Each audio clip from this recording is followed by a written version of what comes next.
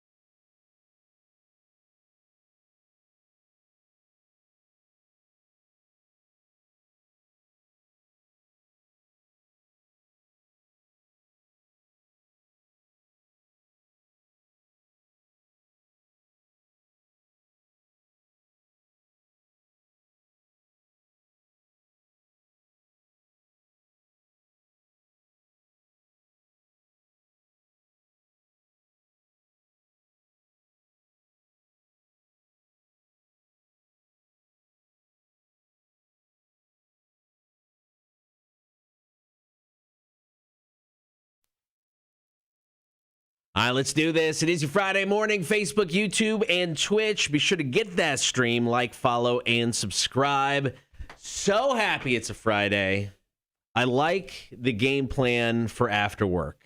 Yeah. Noontime day drinking at Debolation. That is what's getting me through the day. Really? My plan? My plans that I've created for everyone today? Yeah. You're welcome, everyone. It's getting me through the day. Yeah. It's what I am looking forward to. All right, so Debolation Brewing Company, our new favorite brewery that just opened up last weekend in Richmond Hill. We're going to go day drinking today, 12 noon. Everyone's invited. Everyone. I love that they open up at noon like every day. Yeah. Other breweries like, nah, we'll get to it around 4 or 5. Not a Viking brewery. You will start drinking at noon, and you will like it. Yeah, and Dave's really cool, the owner and operator there. So he used to own Fiorua. He's just used to opening at 12 noon. He just doesn't know any better. He's just like, we'll just tell him. Yeah, we'll just open at 12 noon every day. But he added in like a bunch of games. He's got like skee ball, darts. He bought like an old school Nintendo machine. Like he's got that thing going on in there. So Debolation today, I'm going day drinking. Join me, don't join me. I'm having a good time no matter what. I'm going. I can only have one or two because I still have to. I love that. I love that you're already starting with yourself with the limit because limits are meant to be broken. Well, maybe. But I got to eventually get to Hilton Head for the wrap-up show again. So I got to drive like an hour. So I do have to be sober. That doesn't start till 6 p.m. I know, but I got to get there at 5. You're fine. This weekend's going to start downhill real quickly for me. I can't wait for that. Be fine. All right, coming up on the show today, we have got Beer for Breakfast, brought to you by Coach's Corner and Thunderbolt. Stephanie from Scofflaw Brewing Co. is stopping by. I really like Scofflaw. I haven't seen Stephanie in years, so it's going to be a lot of fun. She is our first female guest for Beer for Breakfast. I'm looking forward to breaking boundaries, setting records. We're going to get to Fire Away Friday. Yesterday was actually the 20th anniversary of the passing of Joey Ramone. Yeah. So 3 choices today. Blitzkrieg Bop, Want to Be Sedated, and Rock and Roll High School. You can vote now, Rock1061 on Facebook. Call-in topic today. I like this because I think we'll get a lot of good stories. Already got some nice ones on the Facebook page. Tell us about a time you physically hurt your sibling or a time they hurt you. Yeah. My siblings apparently hated me because we have tons of stories of hurting each other. I broke my brother's collarbone. I'll tell that story. My sister shot me with a pellet gun, but like still shot me. All right, fine, you win. And then we'll get to about last night. WWE dropped the hammer on more superstars. One really caught me off guard. I was completely surprised. We're going to talk Game of Thrones. Fans, who knew? Still upset about that last season.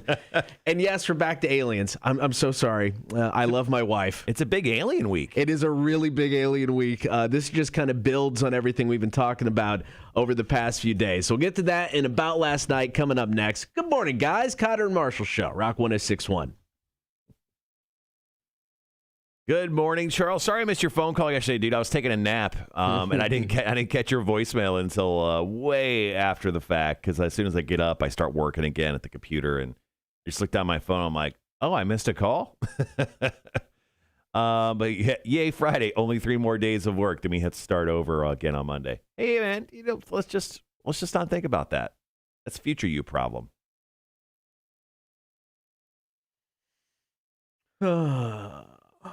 Okay. All right. 3 minutes, then we're back on. What story are we going with first? The alien story. Getting it out of the way early. Getting it out of the way early. All right. Listening to the wife. Listening to the wife. Today's the day she'll probably leave for work early. I can't win. I told you not to talk about aliens this early.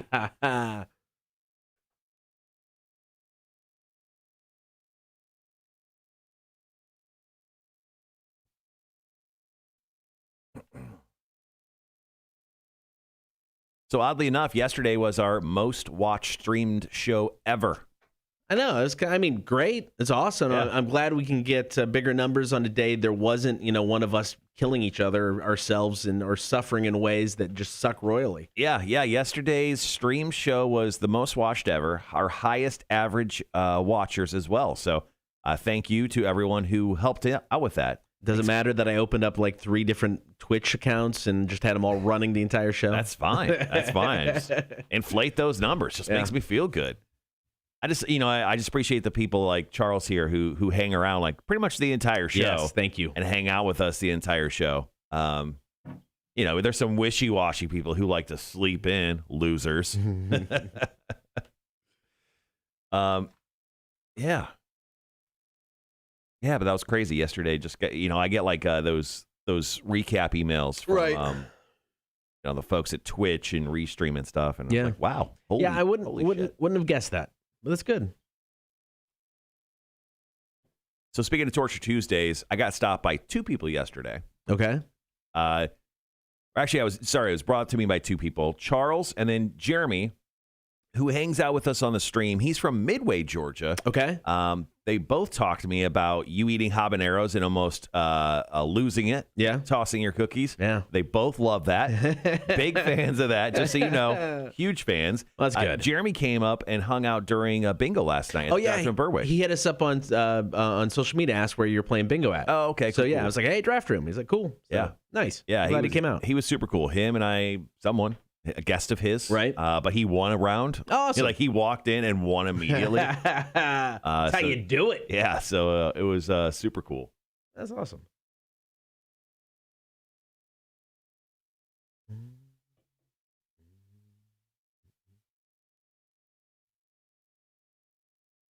I do have a third story for music news as well, if we need it. Okay. What was the second? So I had a story with The Offspring. Which is such a great story. I actually had a story. Funny enough, you brought up the Joey Ramone thing. Yeah. Yesterday they announced that Pete Davidson is going to be playing Joey Ramone in a new Netflix movie. Interesting. It's got to be better than the one. I mean, I guess it wasn't a Ramone story, but the CBGB movie they filmed in Savannah. It's got to be better than that garbage. Oh. So there's that, and then my third story. Remember Green Jelly? Oh yeah, or Green Jello. Green Jello. And then they shifted over to Green Jelly. Apparently, they have a new album. Oh shit! And they have their new song is Punk Rock Pope. We'll be right back.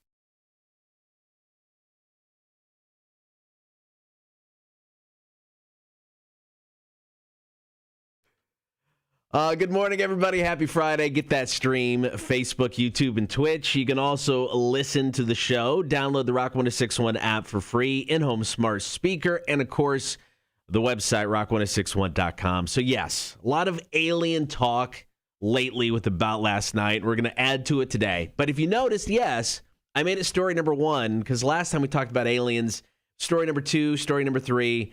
So my wife is driving to work. My wife hates aliens. She texted when she got to work and was like, do you hate me?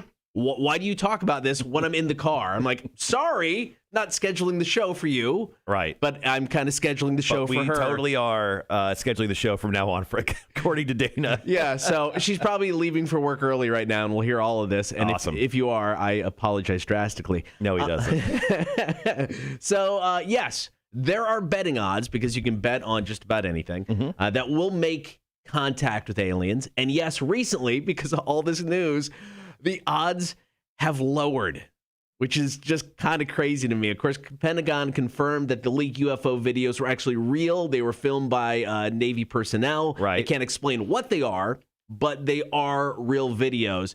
So online betting sites initially had the odds of alien contact this year 200 to 1. Okay, I didn't know this was a betting line. I didn't either. After the Pentagon announcement, the odds of making alien contact this year are now 20 to 1. So it bettered the odds 10 times. Yes. Unbelievable. 20 to 1. Now, the odds of making contact this month were 500 to 1. Now, 50 to 1. So you're telling me there's a better chance from aliens swooping down from the sky and then letting everyone know that they've arrived than the Cubs winning the World Series? Yes, there is. Than the Braves probably winning the World Series?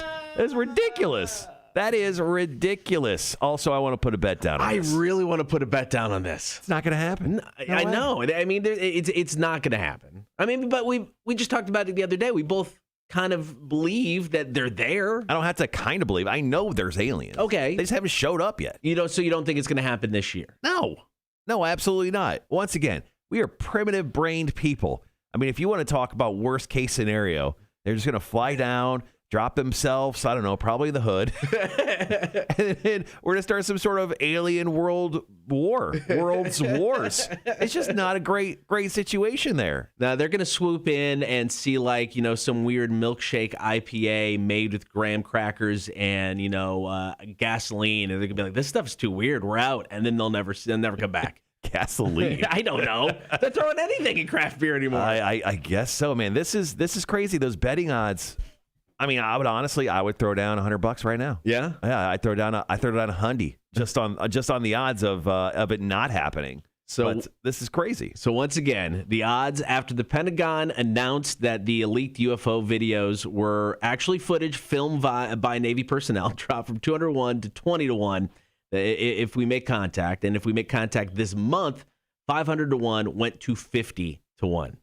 Yeah, it's not happening this year. I don't know. It's definitely not happening this month. Yeah, we're still so stupid from the pandemic. We're trying to come out of that. We're trying to collectively become a little bit smarter. We can't afford having something like this happen. All right, coming up next, we're going to talk Game of Thrones. It's actually the anniversary of the premiere of the series. It's the Iron Anniversary. It is the Iron Anniversary. HBO posted about it, and fans are still ticked about that final season. They just can't let it go. We'll tell you about what went down on social media coming up next. Cotter and Marshall Show, Rock 106.1. Oh, look, Mac's away. Good morning, Mac. She says, morning, F. Charles goes, Cotter, remind your wife that Alf was an alien. Hashtag cat population control. It's true. I need Alf in my house. Control the population of cats in my home. Jeremy, morning, guys. Still fun last night at Draft Room. Great meeting you, Marshall, talking. A girlfriend said we have to go every Thursday now. And yeah, walked right in and won a pint glass. Awesome times. Nice. Dude, he did. He walked in, very nonchalant about it. He kind of looked over at me. He was like, what's up, man? What's up? And hey, get things done. You just walk in, you win. Yeah. No, dude, Jeremy, it was great meeting you over at the Draft Room, dude. I'm fun little night. Going to start coffee. You're going to start coffee. You're going to forget coffee. Yeah. Got to be on brand, dude. Yeah, so anyone may be watching right now, I do host trivia and bingo Tuesdays and Thursday nights over at the Draft Room at Berwick on 17. I do it because I need the cash to mostly go drink, which we're doing today, heads up. And yeah, it's always a lot of fun. Have a good time out there. And then once again, just in case anyone wants to get out of their job today and go a little day drinking, Cotter and I are going to be day drinking at Debolation Brewing Company. New spot in Richmond Hill, 12 noon sharp. That's the goal at least. 12 noonish sharp. Come out, have some beers if you want to. If you feel like day drinking, getting out of the house. getting out of work early. Want to thank the bots for hitting us up nice and early this morning. We do want to become famous, in case you're wondering. So next up, we are talking, Game of Thrones. It turns out the internet holds a grudge like no other. And we're going to be talking about that. Bring me back a glass that looks like the one on the shelf. Oh, like the skull head with the horns? All right, I'll ask about it. Yeah, I want one of those. Greg Geiger bought one when he was there at the debut. Did he? Yeah. Mac, why don't you just skip out of work and show up? Not saying you should, being that your boss is 2 feet away from me, but... Yeah, I wouldn't do that now. I'm just saying. Oh, god damn, dude. With the fun police over here. I'm going to go out drinking during the day, but you shouldn't. You know what, though, I've done? Worked 8 hours before that. Oh. Just saying. All right. Just saying. Just saying. Oh, well, you're sitting over there. So we got some new graphics done. I'm going to show Cotter the Torture Tuesday. Where's that?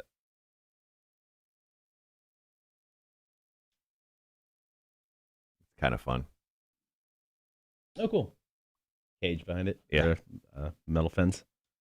Yeah, so I'm having them do a double panel. That'll be the single panel for when we go one-on-one. Speaking of, what is our next Torture Tuesday going to be? I don't know. I would prefer it not to be the Death Nut Challenge right away. Okay.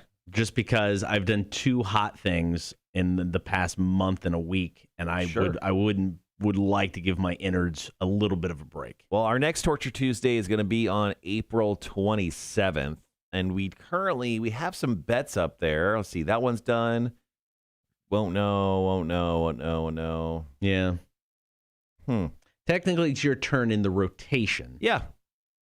I'm always up for making a dumb bet and losing. That's fine, though, too. Dumb bet and losing. I love that you just know that, like, if we put a bet up, you'll most likely lose it. It's just, I'm going with the odds, man. For whatever reason, when we put bets on Torture Tuesday, I can't win, or I win so rarely. Oh, I forgot to show share the show stream. It's actually kind of important. Yeah, I know. All right, so let's see. Did I share it to? I don't even know where I didn't share it to yet. I just shared it to the old page. How much time we got? 4 minutes. Oh, perfect. Yeah, I got a couple more commercials, and we got Weezer. Which Weezer song? Hash Pipe. Okay. And then we're back talking Game of Thrones.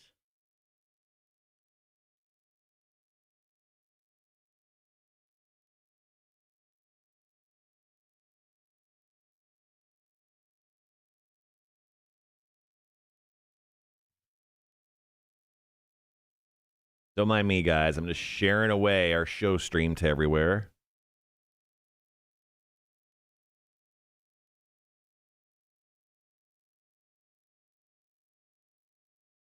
Yeah, so our next 3 guests for Beer for Breakfast, got them all lined up. We have Stephanie from Scofflaw today. Next week, we have head brewer Mitch from New Realm. He's kind of a big deal. Excited about that. That's awesome. And then we have the dude from Sycamore Brewing. Sycamore Brewing is based up in Charlotte. Yeah, that's awesome.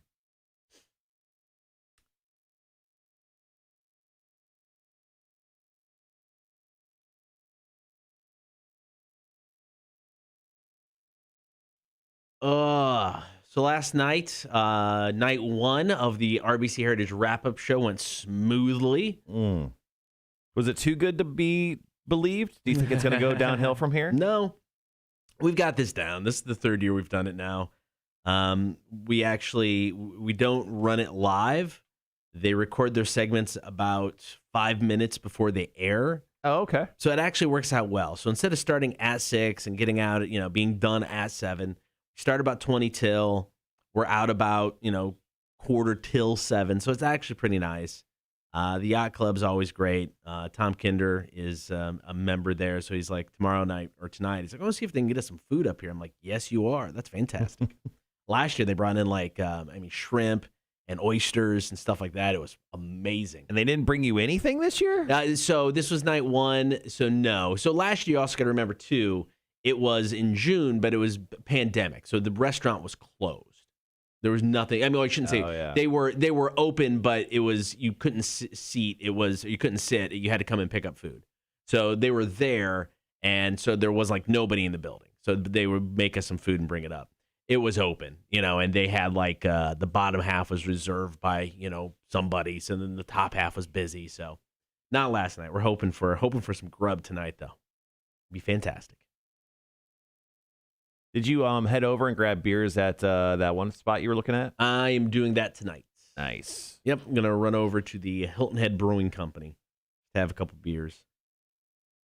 So you're gonna go to Debolation with me, mm-hmm. and then you're gonna go work for a couple hours over at the yacht club, and then you're going to go drink more at the Hilton Head Brewing Company. Mm-hmm. All right. Got about 90 seconds, and then we're back. Get rid of this. Boom. Oh, not what I want. Don't worry, everyone. I fed Hefe this morning. That's a plus. Fed him late the other day. Wasn't happy. You can tell.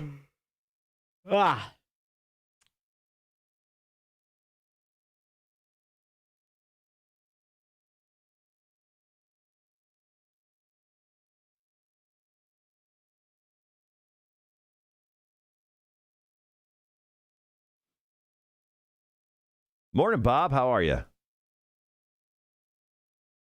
How was your trivia game last night? Was it good? You got about 30 seconds. It's getting all jacked up on that Mountain Dew, guys. Don't worry about it. Raven Dantes, you should really put an alarm on your phone to feed Hefe. It's like one of those natural things. I just come in, I look at Hefe, I feed him, then I start filling out the show stuff, on the live stream. It's kind of the part of the deal. Great night at Bar Food, like always. Nice. All right, be right back.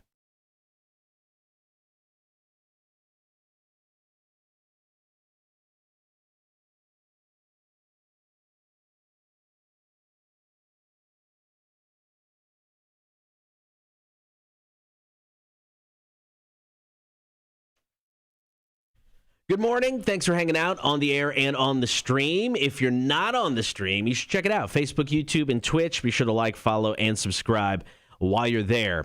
So tomorrow marks the 10th anniversary of when Game of Thrones Season 1 debuted on HBO. HBO is honoring the date with a month-long celebration they are calling the Iron Anniversary. Now, HBO Max is offering a bunch of specials for fans, including 150 behind-the-scenes videos.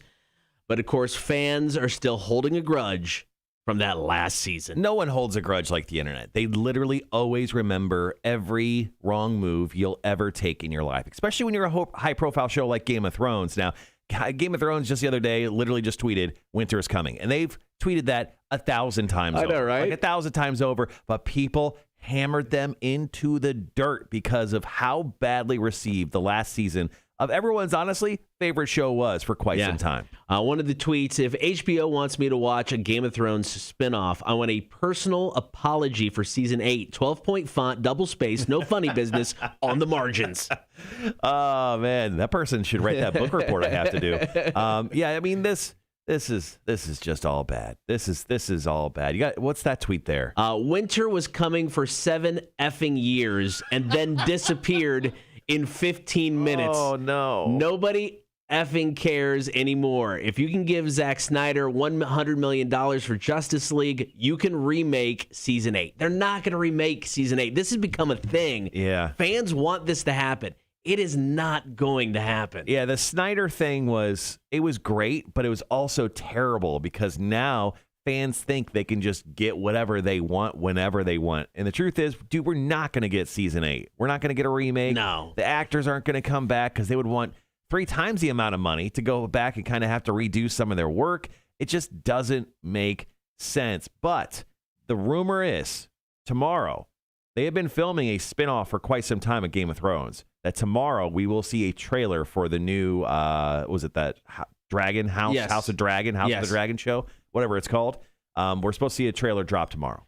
That's cool. I'm sure the internet will love and respect it and not throw hate at it. And definitely act like, it's a singular thing away from the thing that they used to love but they hate now. Yeah. So, question, as a fan of the show, I mean, did the final season ruin it for you enough that the show is just utter garbage now? Or can you still respect what it was for 6.5 solid seasons? I don't have enough perspective yet. Like I need some more time. Right. It was a bad breakup because it was bad, especially that last episode. Jesus Christ. It was a bad breakup and I still need some more time. I'm not ready to run back to Game of Thrones and go, you know what? We good because we ain't. Because I mean, the first seasons were fantastic. They were incredible. It came down to they just couldn't stick the landing. No, they fumbled it and then broke their leg and then fell down a cliff, Homer Simpson style, and then a car exploded on top of them. What are the chances? You get to a point in your life, you're like, you know what? I'm ready. I'm ready to go back, relive Game of Thrones. I still can't rewatch it. I honestly, I told myself, I'm like, this is Breaking Bad for me. This is Breaking Bad Part 2. I'm going to go back and rewatch this one day. Right. And I went back and I rewatched Breaking Bad, and I don't regret a second of that. I can't honestly tell myself I can go back and rewatch this entire series. And I think that's fair. Even for how good the first 6-7 seasons were, knowing how bad that ending is. Yeah. It's just like you're building to nothing. Yeah. You're just building to a point where you're just going to be disappointed. Yep, I'm never getting off. or what are the chances you go back and you watch that final season and you go, I wasn't as bad as I remember. Yeah, once again, I just need some perspective, man. I need some time away from the product. Give me another 2 to 7 years. Because I remember going back and watching the prequels after the fact and being, they're not as bad as I remember them being. Yeah. I mean, I'm not saying they're great, but the hatred I had toward them, I'm like, all right, maybe a little excessive. Yeah, it's nullified by time, and that's the only thing. I need more time before I jump back into that series. Now, with the new spinoff series, I'll give it a chance. Yeah. I'm not a hater. I'll give that thing a chance. I'm wondering to see if they get more than one. There's like 5 in production right now. Yeah.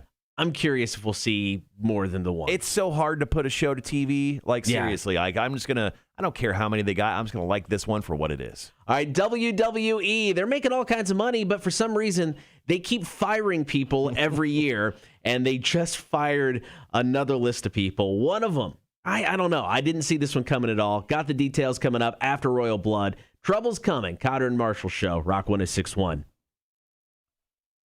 Bob said lots of drunkenness at the bar last night. Fact, Snyder cut of season 8.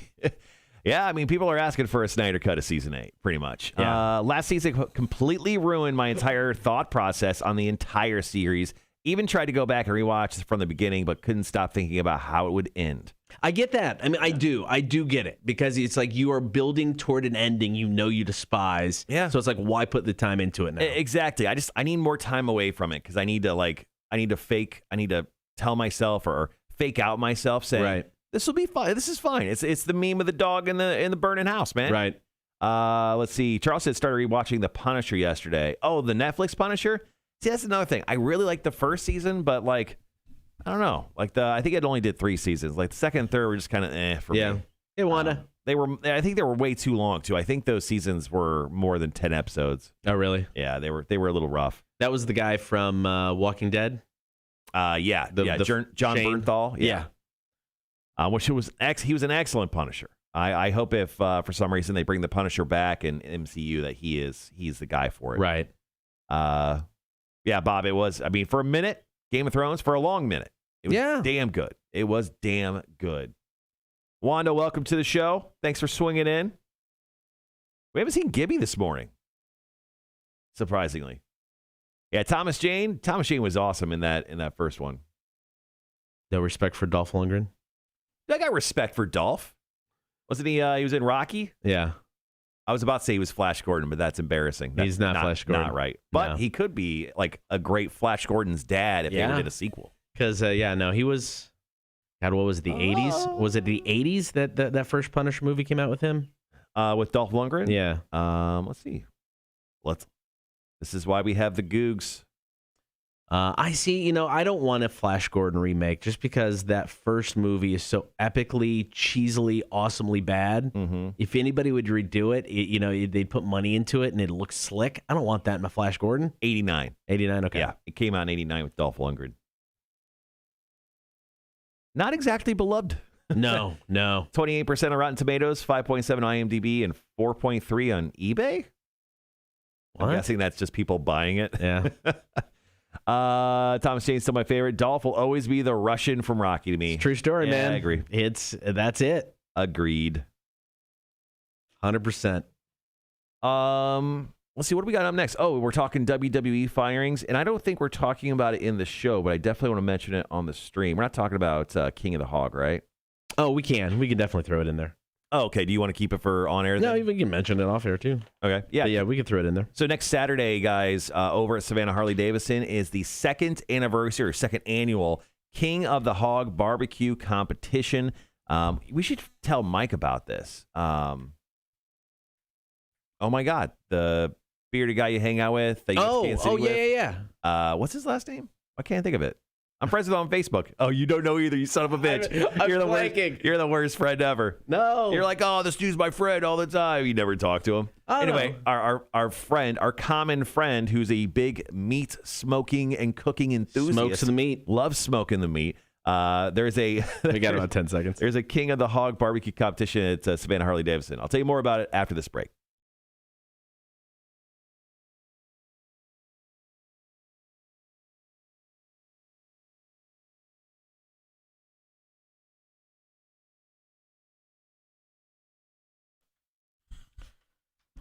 Good morning. Thanks for hanging out, Cotter and Marshall Show. One more story to go in about last night. So it's kind of an annual tradition for the WWE. At least the last 2 years, right? No, it goes back farther than that even. Oh. They like to fire people after WrestleMania.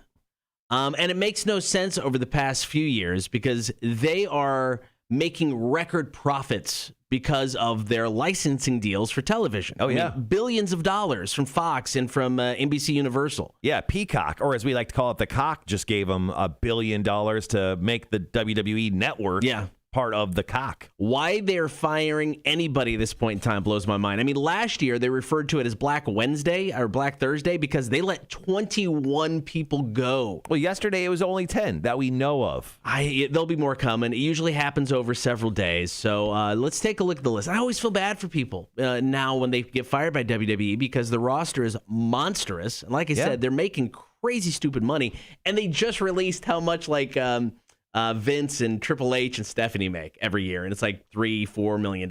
Right. And then we can't afford these people, so we're going to fire them. So Billie Kay, Peyton Royce of the Iconics female tag team won the tag team championships at WrestleMania a few years ago in New York. I was surprised by this, man. They broke them up randomly because WWE can't seem to keep tag teams together. Right. I want to say which one? Peyton Royce. One of them made an appearance at WrestleMania. And now both of them are out. And I'm like, why do this? I don't get it. Bo Dallas is gone. Never heard of him. He is Bray Wyatt's brother in real life. Oh, okay. So he was one of the original NXT guys. I mean, original NXT guys. He was one of the first NXT champions. Mm-hmm. He made an appearance in a Royal Rumble. He was like the first NXT guy to do that. Before NXT was kind of a thing. Gotcha. So he was part of he was basically a jobber. I mean, that's all he was. He was with the Miz. He was with the Miz with Don't look at me. Don't look at me asking for names, man. So he was with the Miz a few years ago, and I mean, he was just a jobber guy. I'm surprised he's lasted this long. Kalisto, who was one of the luchadors they had, super talented guy. He'd been around forever. Wesley Blake, NXT, he had a cup of coffee on the main roster. I'm not surprised by that. Mickie James, who they brought back a few years ago, I was surprised they brought her back, to be honest. She was in Impact. They brought her back, so she hasn't been on TV in a very long time. So this one doesn't surprise me all that much.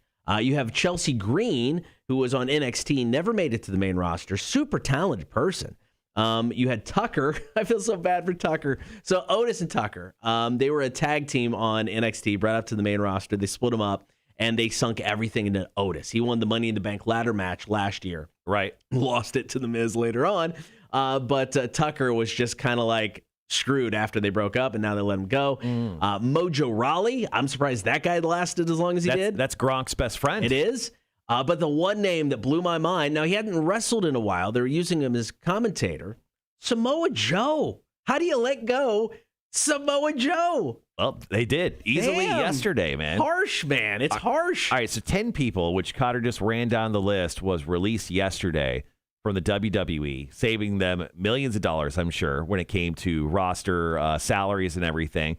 Now, there's a few people on the list I look at who could probably go to another big promotion. Ever heard of them? AEW. Cotter, on this list, do you see anyone that AEW is going to snap up immediately? The only two I would think would be Samoa Joe and Chelsea Green. I don't think any of the other ones make sense. I think they're too WWE-ish, and I won't fit AEW. I think Samoa Joe's still got years left in the ring.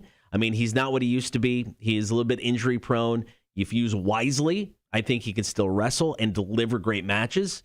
So he's the one I would go after immediately. But Chelsea Green has a history with the Blade and the Bunny characters in AEW going back to Impact. So I can see her making the move over. The rest of them, though, I don't know. I don't see them fitting the AEW brand. But you're the AEW guy, man, since day one. And once again, these people who are released, so iconic that WWE fired them. I don't need any of them, but I'll take Samoa Joe for sure. I mean, you can't turn down Samoa Joe. All right, coming up next, there was a proposal that went down in a Savannah Square that a random gentleman decided to walk through the video portion of and may have admitted to a crime. No, he definitely admitted to possibly murdering someone. We've got the audio and the story coming up next. Cotter and Marshall Show, Rock 106.1. So the price of admission of the Cotter and Marshall Show, which is $0, is well worth what you're about to hear, because in case you missed it, this couple got engaged. They got engaged, and they did a little stupid TikTok video, and it's stupid, right? Who cares? But this random dude just walks through and goes like straight up. He like just murdered someone, and he like just admitted to a crime. The audio's insane. If you haven't heard it, you got to stick around. Well worth your time. I am going to go get my coffee. Oh, don't forget about your coffee. Thanks.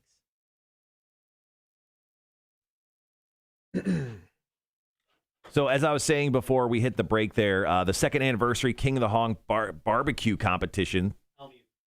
Hellmuth. Yes, I looked it up. Our buddy Mike Hellmuth would love this. So it's happening next Saturday over at Savannah Harley-Davidson. So they are going to be doing a big competition where the categories of Boston butt, brisket, ribs, and sauce will be had. The top winners can take home up to $500. And, of course, pride of being the king of the hog. There's a People Choice Award, all sorts of fun stuff. Now, it starts at 11 a.m. next Saturday over at Savannah Harley-Davidson. If you want to go check it out, you can grab yourself some amazing food and, of course, have a good old time. I think Cotter and I are going to be out there judging the King of the Hog barbecue competition. So if you want to come out and hang with us next Saturday, I think we'll be out there, I don't know, from like 1 to 4-ish, but it opens up technically at 11 a.m. next Saturday. Wanda, he definitely admitted to it, no doubt about it. Someone shared the video. Yeah, that video is crazy. So we'll have that story, and we'll actually play the audio from it coming up here right after the commercials get done playing here at Rock 106.1.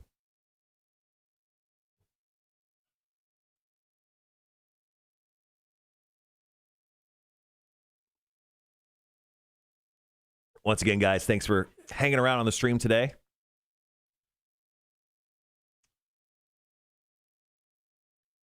Talking the drunk line and that crazy story we just mentioned here in just a few moments.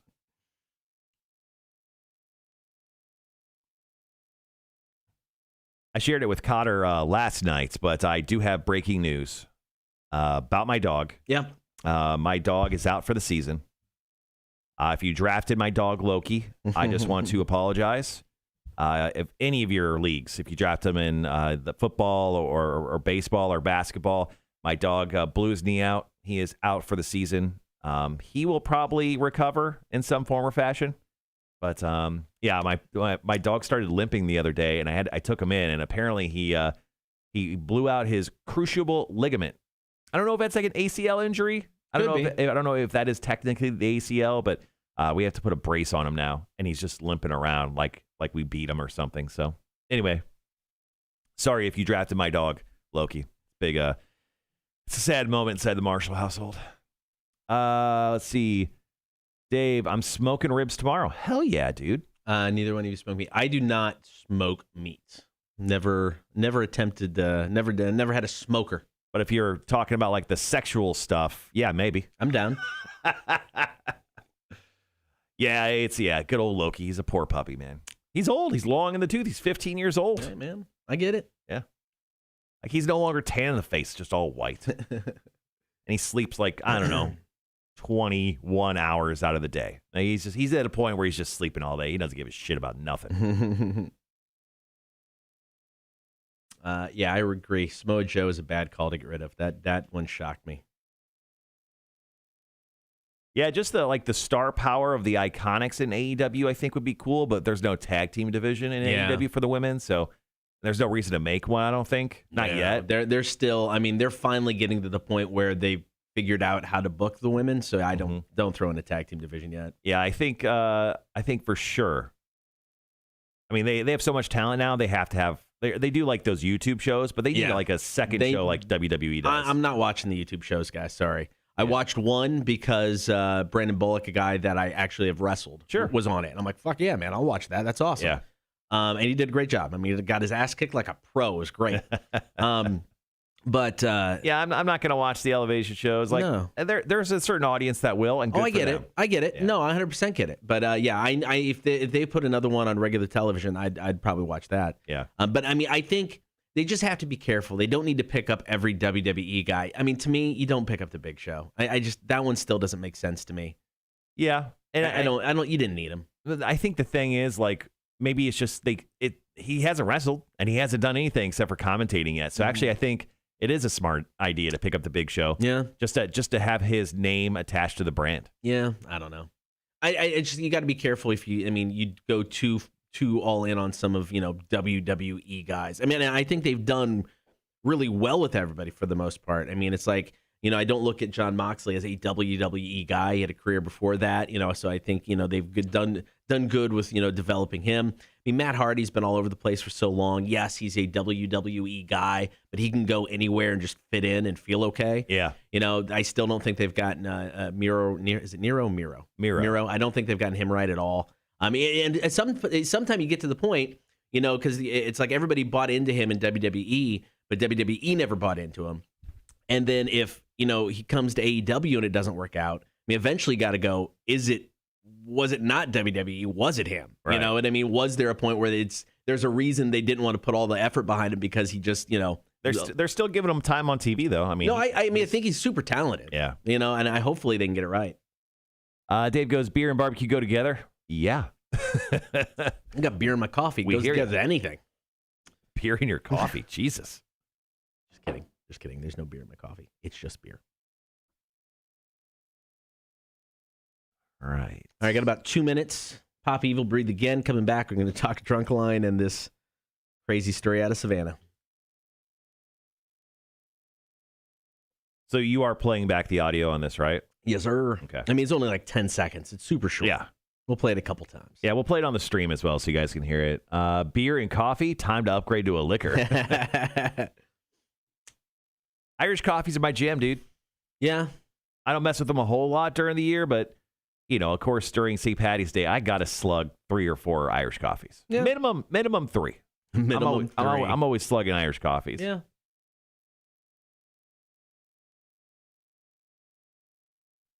Actually, had a shot of Tullamore last night. I haven't done that in the longest time. What is Tullamore? Just an Irish whiskey. Oh, okay. Fair enough. See? It's so Irish, you even know about it. I didn't know about it.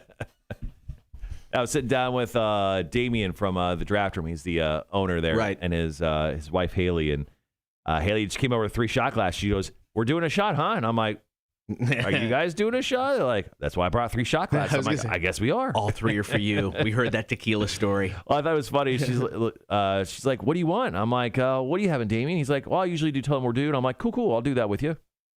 And she goes, "I'm not cool like that." And she did Jack Fire. I was over at Jerry's Lounge the other day. I'll swing by every now and then and grab a beer on the way home. And somebody came into the bar and ordered, what'd they order? Crap.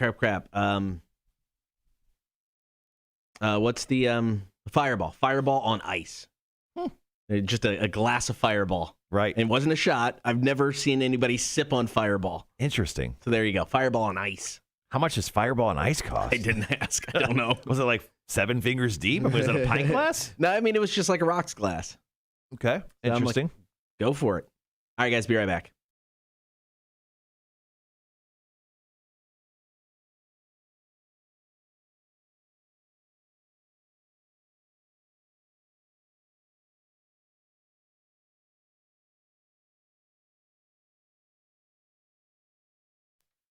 Good morning. Thank you for hanging out. Get that stream, Facebook, YouTube, and Twitch. Be sure to like, follow, and subscribe. So Savannah is a beautiful place, and a lot of people come to Savannah to get engaged because you got the picturesque backdrops. You got all the beautiful squares. Right. Lots of stuff going on. So recently, a guy proposed to his girlfriend in a square in downtown Savannah, and of course, they were filming the entire thing. Then, right after he proposed, a random guy wandered into their camera shot and confessed the crime as he walked by. He wasn't talking to anybody. He was just talking to himself. Yeah, he was just like murmuring to himself, and like he kind of like not. I think he kind of committed to like, was it murder? Don't know. It kind of sounded like he was like, yeah, and I kind of killed someone. Well, he didn't go that far, but Kinda. Here's the audio.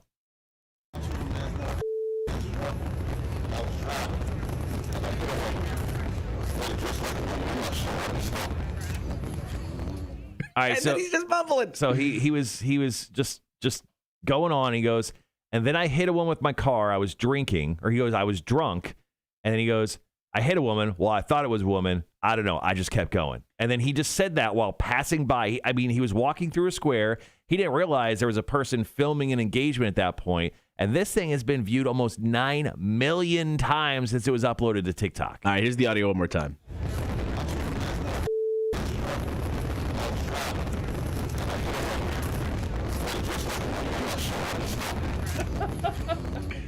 All right, one of two things. I've got two takes on this. One of two things. One, he was trying to talk it through in his head because this actually happened, and he was trying to rationalize the situation before he brought it up to anybody.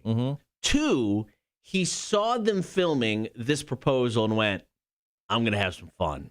And then he just said some random stuff walking through. That is so off the cuff. That's just impressive. Well, if that was just like some random thing, it's like, I'm going to mess with some people. I don't think that was a mess with people thing. I'm tending to lean toward one because he really, he was not paying attention to anything. It wasn't like he had earbuds in. It wasn't like he was on the phone. He was talking to himself. It was just some guy with a white T-shirt on, and he just kind of walked through the frame, and that happened.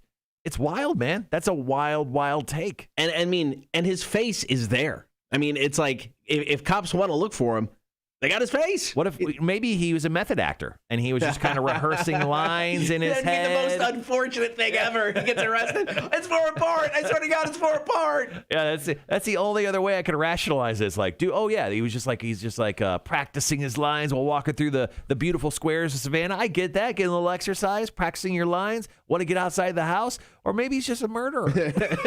He doesn't know. He didn't stop. I'm saying though, if I see somebody proposing, I want to do this now. I just want to walk through and just mumble to myself weird random things and see if we can go viral. And then I drowned him in peanut butter. I choked him out with a sausage. Just make sure you're wearing a Cotter and Marshall T-shirt as you do this. Get the logo in the shot. Yeah. And then I set that building on fire, and all those people died. Jesus. All right, coming up top the 7 o'clock hour, going to take your calls. Want your stories about the time or times maybe you hurt your siblings physically or they hurt you. I was a punching bag as a child, man. I was an absolute punching bag. It's why I am the way I am today. Call, comment, and text. Did you ever hurt your siblings growing up physically, or did they ever hurt you? 800-394-1061. We'll take your stories next. Cotter and Marshall Show, Rock 1061. Yeah, Raven Dantes. That was a big take online, too. Maybe he was just talking about what he did in GTA 5.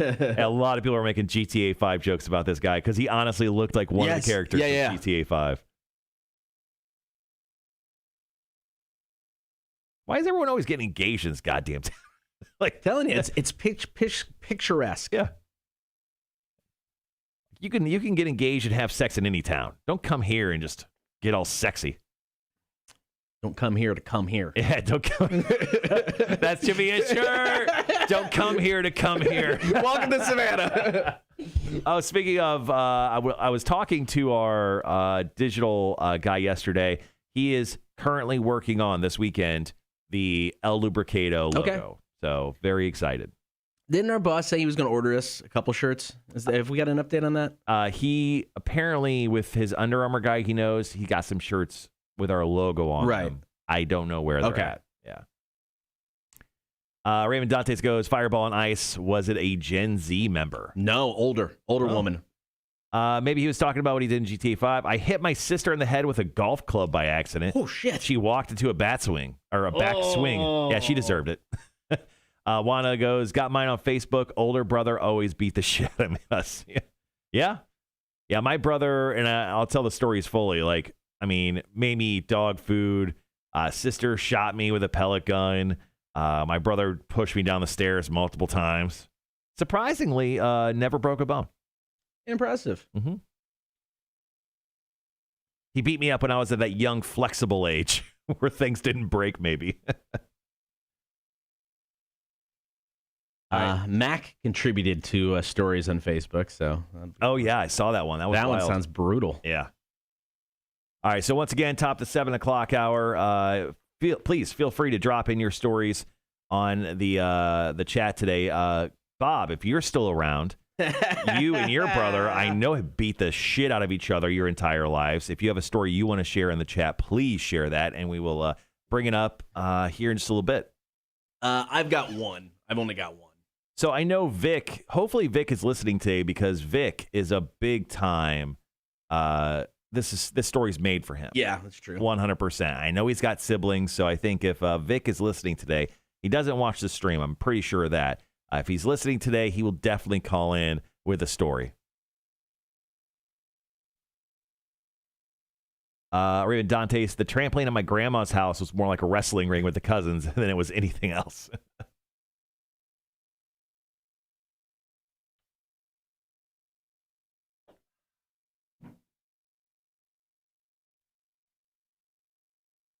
Do you want to tell one of yours right away?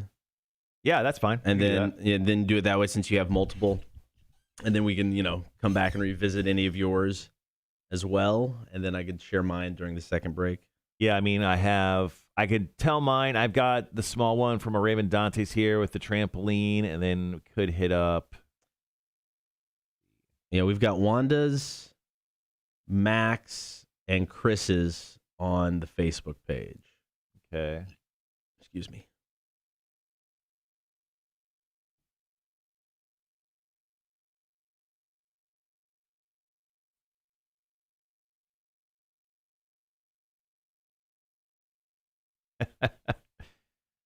Cam tagged his sister apparently, and then they're fighting over nothing happened. That's funny. Well, how about this? Oh, that was what the cage looked like back in the day? Yeah, that toy. I remember that. Jesus. So I'll bring up mine, and I'll mention Raven Dantes on the stream, and then I'll mention one other one. I'll do... How about I bring up Wanda's here? Because that kind of matches what...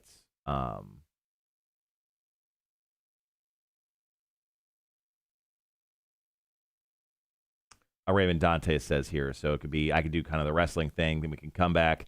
You could bring up Mac Chris, and then hopefully a phone call, and that'll wrap us up. Type of deal. Sure. You want to do that? Yeah. So So I'll do one on the Facebook. Right. I'll do the comment on the stream, and I'll do mine In the first break. Okay. in the first break. Perfect. Then we'll take calls, and then if we don't, you could do one, and then you can bring up Chris and Mac, Okay. and then we can decide if we want to do a third depending upon calls. Perfect.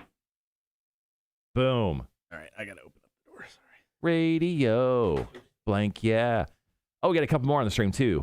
Jeremy says, so me and my brother were so mean to each other. One time we were shooting darts. Oh, Christ, this is going to go wrong. As I was going to grab my darts, he threw his, and two of them stuck right in my hand. So then later I waited for him to walk out of the house and shot him right in the belly with my old Red Ryder BB gun. Oh, my God. Wait. So he's walking out of the house. So you're just sitting outside? Sniper. Like, ready to go. Like you were the law? Charles goes, my sister is 5 years my junior, so she was no fun to abuse, but my dad did cut my uncle's middle finger off with a hatchet. They made my dad look through the field for his finger for hours. Did he find it? Did he find it? Charles, please let us know if your uncle's finger was ever found. All right, so how about this? All right, change record scratch. So I will bring up the three streams and mine. Okay. Leaving Facebook alone. That's fair. And then you could do those. Yeah. Yeah. Took his finger. Charles, we only have a few minutes before we go on air. We have to know about this finger. Please comment back. Charles, are you there? Charles! It's a cliffhanger. Oh, Big Sexy, get back to us. And it was never seen again.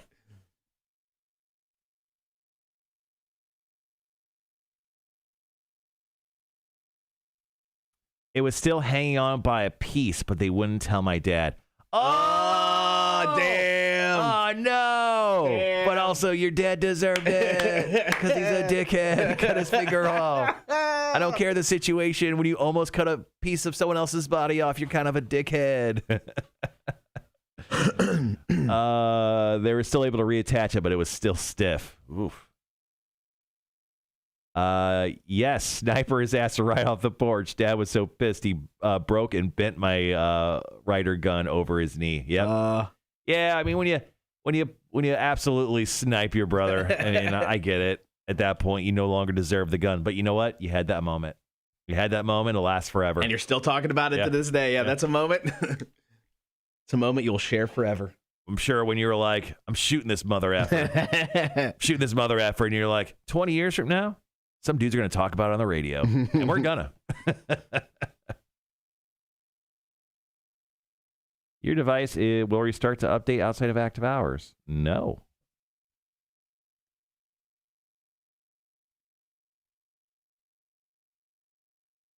Awesome. All right.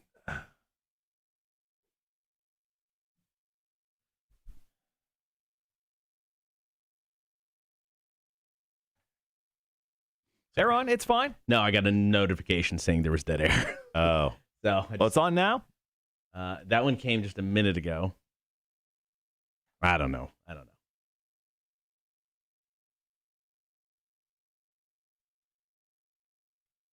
All right, guys, a little less than a minute. We're going to start talking about our call-in today, which is tell us about the time you got physically hurt or you physically hurt your siblings.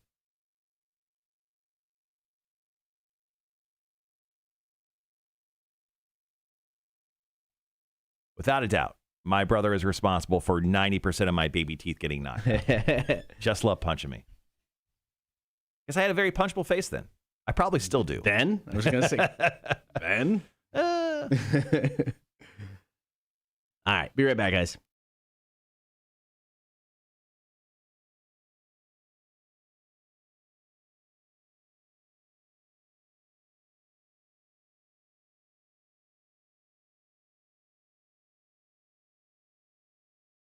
The Connor and Marshall Show.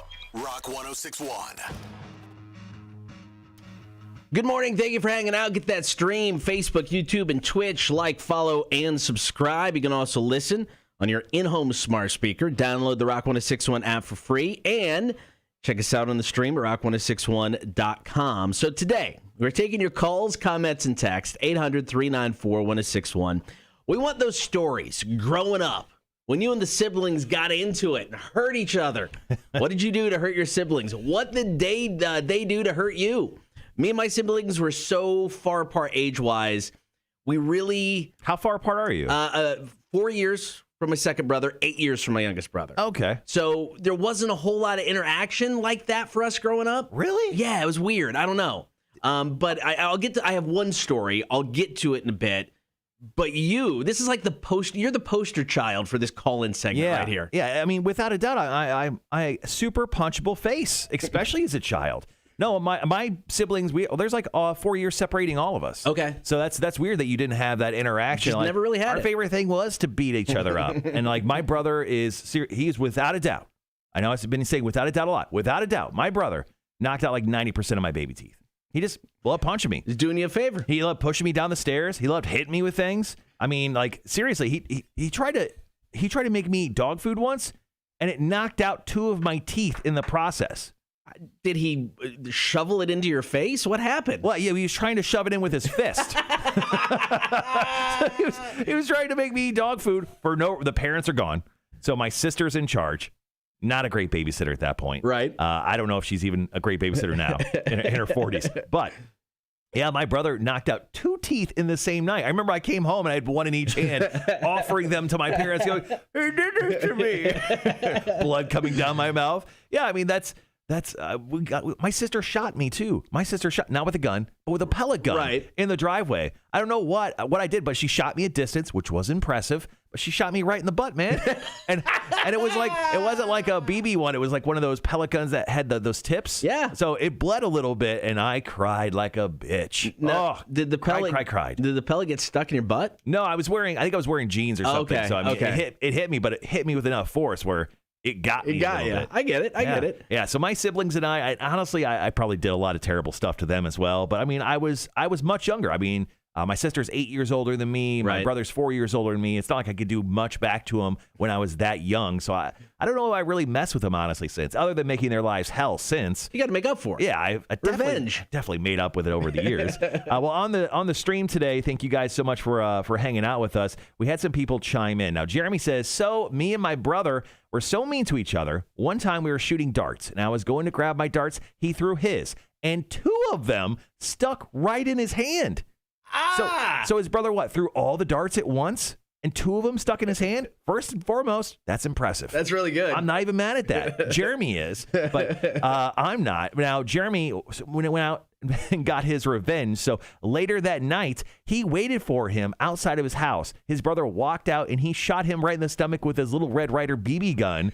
His dad got so mad, he broke the gun over his knee. He was so big time in trouble. That is incredible. I love a good revenge story. I just picture him like, he walked out in camouflage. He's got like twigs hanging from his head. He then hides into the bushes, disguised as a bush, just waiting, sitting there for hours upon end. Right. It's like the apocalypse now. Right. The opening scene. They're sitting in the water. His brother walks out and just pelts him. All right. I got one more great story from the stream.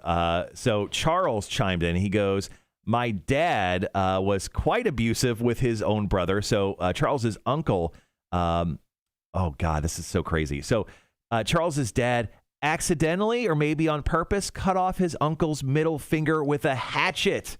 And then as punishment, they made Charles's dad go look for the finger in the field for hours. Apparently, the finger was never lost. It was still hanging on, and they were able to reattach it. But that's some sibling, like, oof, punishment right there. Lopping off a finger with a hatchet?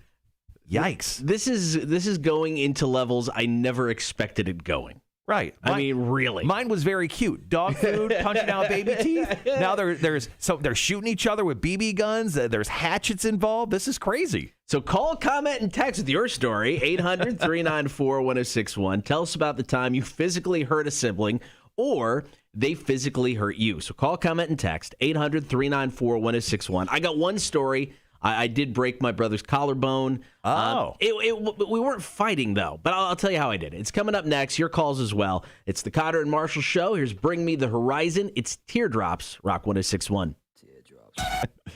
Wanda on the chat, she goes, we convinced our baby sister the rabbit outside was Cocoa Puffs. Rabbit shit outside was Cocoa Puffs. That's funny.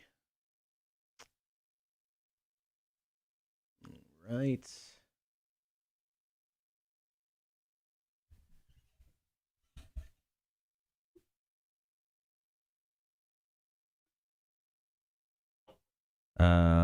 Read some of these off the Facebook page.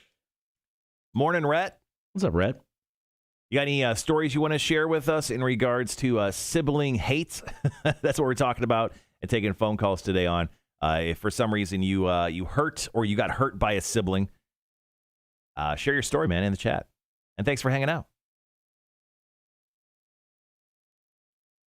So, guys, we're going to share your stories via text message. There's Gibby. Thanks for showing up, pal. We're sharing your stories of sibling rivalry and hate and, of course, injury. So make sure to text us or drop it into the stream. Speaking of text, I haven't checked the text line yet. I'm going to check that out. Nothing yet. Don't one-up me when I'm talking about checking the text line.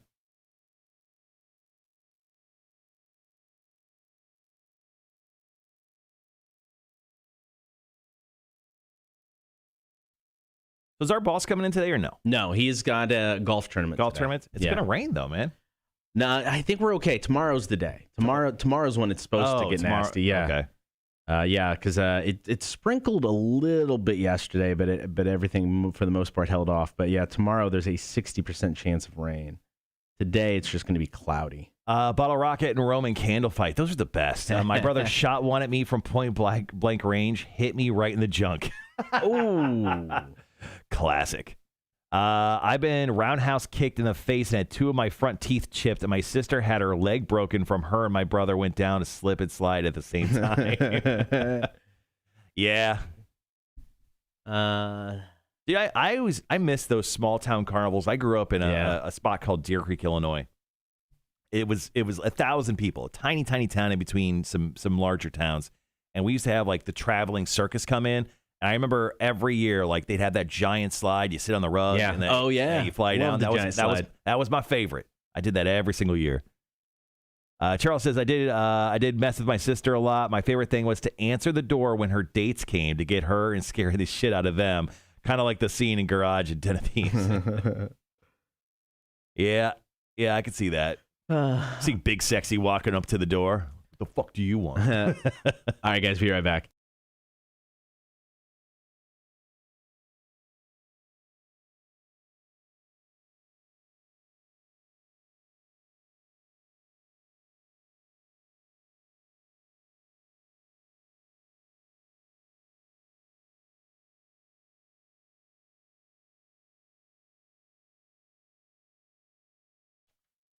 We're taking your calls, comments, and texts this morning, 800-394-1061. Tell us about the time you physically hurt your siblings or they physically hurt you. Had some great comments on the Facebook page. Wanda, we're straight up WWF and WCW badasses toward each other. At times, we'd really get into it. The fight was with full-blown fists.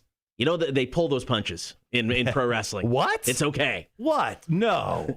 Chris Clayboss, my brother threw a broom handle at me, hit me in the jaw. I needed stitches. Crazy thing is, I saw it coming at me in slow motion. Dude, is Chris Clayboss Neo? Maybe. Is he the one? Try to do the bend thing and it just didn't work.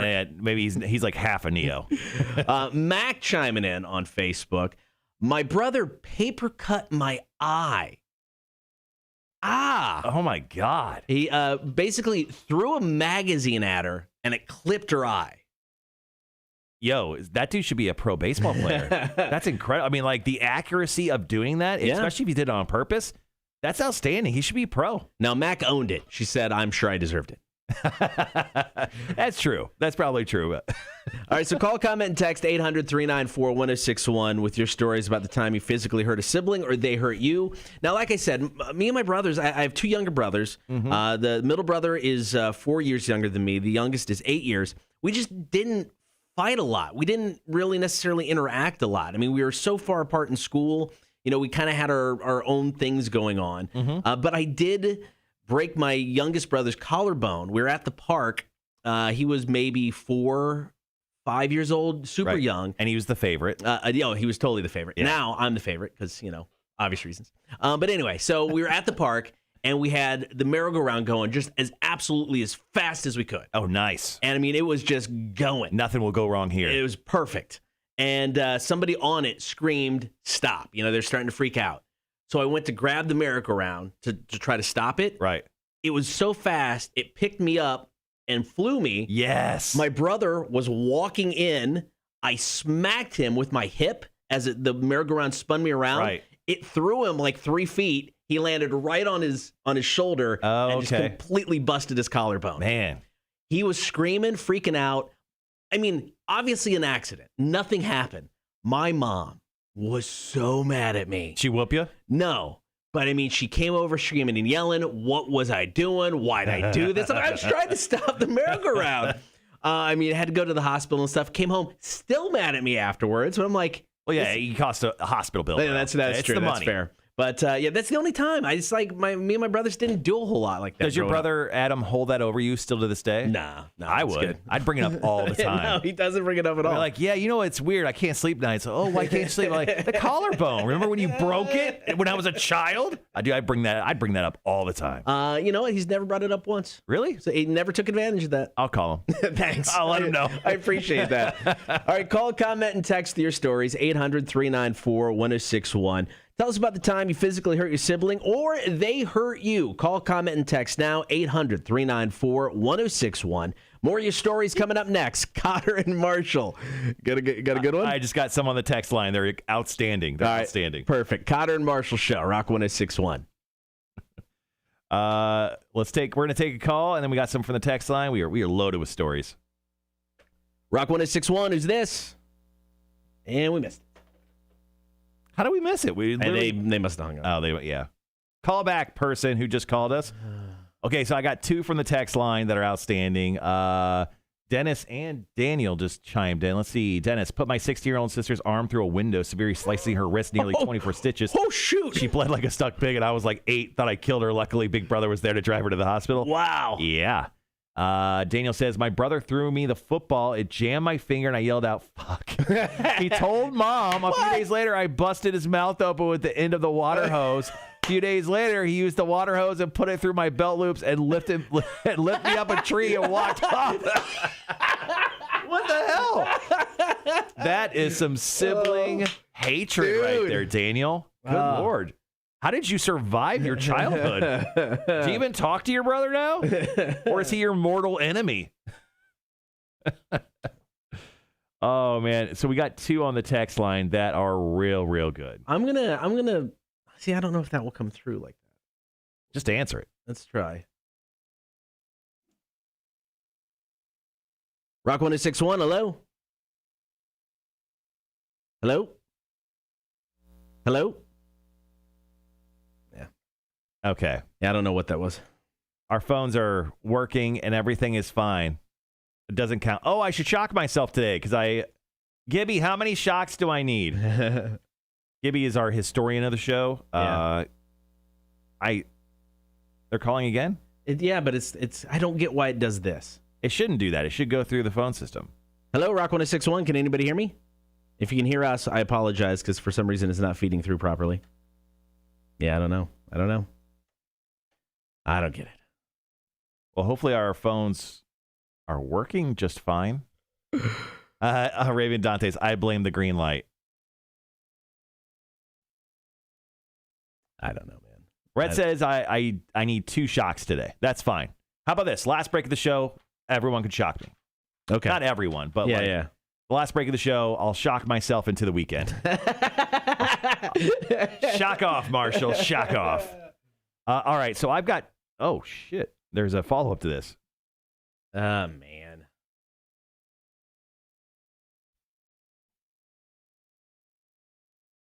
Oh, man, I have 3 on the text line now. Okay. All right, so I've got 3 on the text line and 2 on the chat. I can bring those up. Do you want to handle half of those then? Yeah, I can do the text line ones. And there's another one on the text line. We have 4 on the text line now. Oh,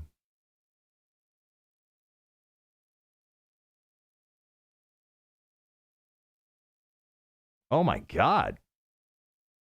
Her head bent the truck door. Jesus. Oh, we got to. Charles, Tim with a mad face. Tim is still in Hilton Head. Yeah, Today, Gibby, so. I was chased and caught. My older brother and his friend hogtied and had him dirty gym sock duct taped in his mouth. Ugh. Took me outside of the Interstate 95 and left me there. I became a great escape artist from that moment on. Damn, he goes, damn, some people. Dude, there are some people that are brutal. If you're looking at the text line. Yeah, I can do the text. Do the latest one. Yeah. The 717 one. The head smash. Do the head smash. The golf club one is cool. Yep. Threw a dart at her. Got stuck in her head. Jesus. I don't know. Yes. Run through. I mean, they're pretty short. Yeah, run through all of them. The last one is the large stone on her head. I mean, they're all good. Yeah. Jesus Christ. Yeah, the golf club is the least cool, but they're all cool. Yeah. You know what I mean? And then I'm gonna bring up Dennis and Daniel's stories. Okay. So you kick it off. Okay. And then we'll figure it out from there. Okay. Guys, thanks for sharing your stories this morning. That's great. These are outstanding. And thanks for everyone hanging on the chat today. Once again, we're talking about sibling rivalry, you hurting your siblings, them hurting you, stupid stuff you did as kids that if you told anyone about, they'd be like, you should call the police. And you're like, it was my brother. It was my sister. She deserved to be thrown from that second floor window. Why won't that go into the other one? I don't get it. Well, if that keeps happening, I am worried about trivia. And I'm so beyond mad about this, I'm not even gonna yell about it. Wanda, oh my God, it feels great outside. It does look nice outside. The one nice thing with the new studio we have is we have a huge window this way. That way. Yeah, I don't get why that's me calling. Oh, okay. Yeah, I don't get why that's happening. So we have someone that's calling in that's oddly coming through the AT&T system, but you call in, our phones are fine. Oh, hopefully our phones will be fine. I don't. It does feel nice getting the kids to the bus stop. Be right back.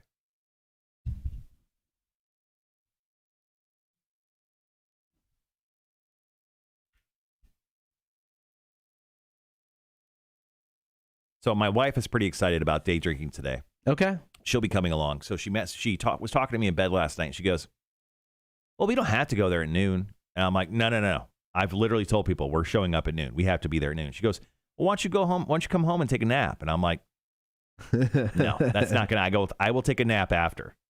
Yeah.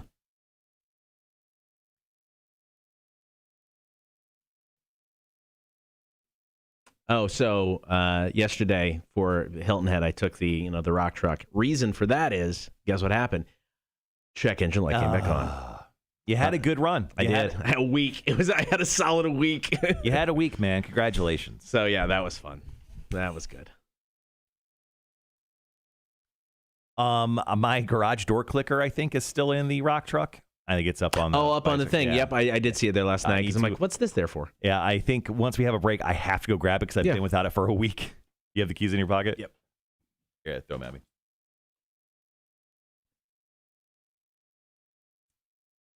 When is Mamacita making the switch to Twitch? Oh, that's a good question.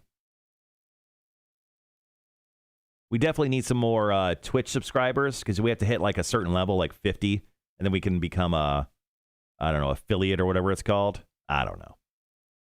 Anyway, long story short, follow us on Twitch. All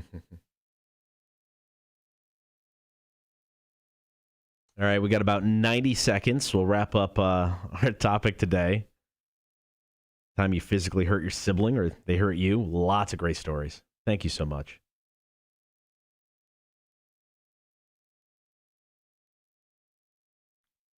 So after this, to wrap up the 7 o'clock hour, we're going to talk about coworkers that you hate, which oddly fits right into this conversation.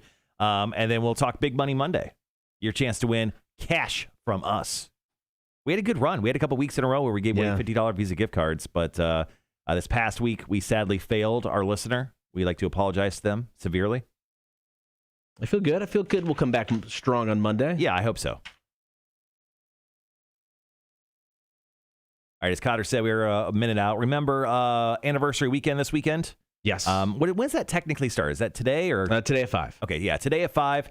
We're celebrating 20 years of Rock 106.1. We are celebrating our second year of existence. That would be 2002, playing all sorts of jams from that year this coming weekend. One of them, which I know because I was looking at the log, Blink-182's First Date. First Date. Yeah. That's a jam. That's a jam, man. It's fun because you come across these songs, it's like, I have not heard this maybe in 20 years. So it's fun to play some tunes we don't normally get to play. All right, guys, we'll be right back. We got a new one.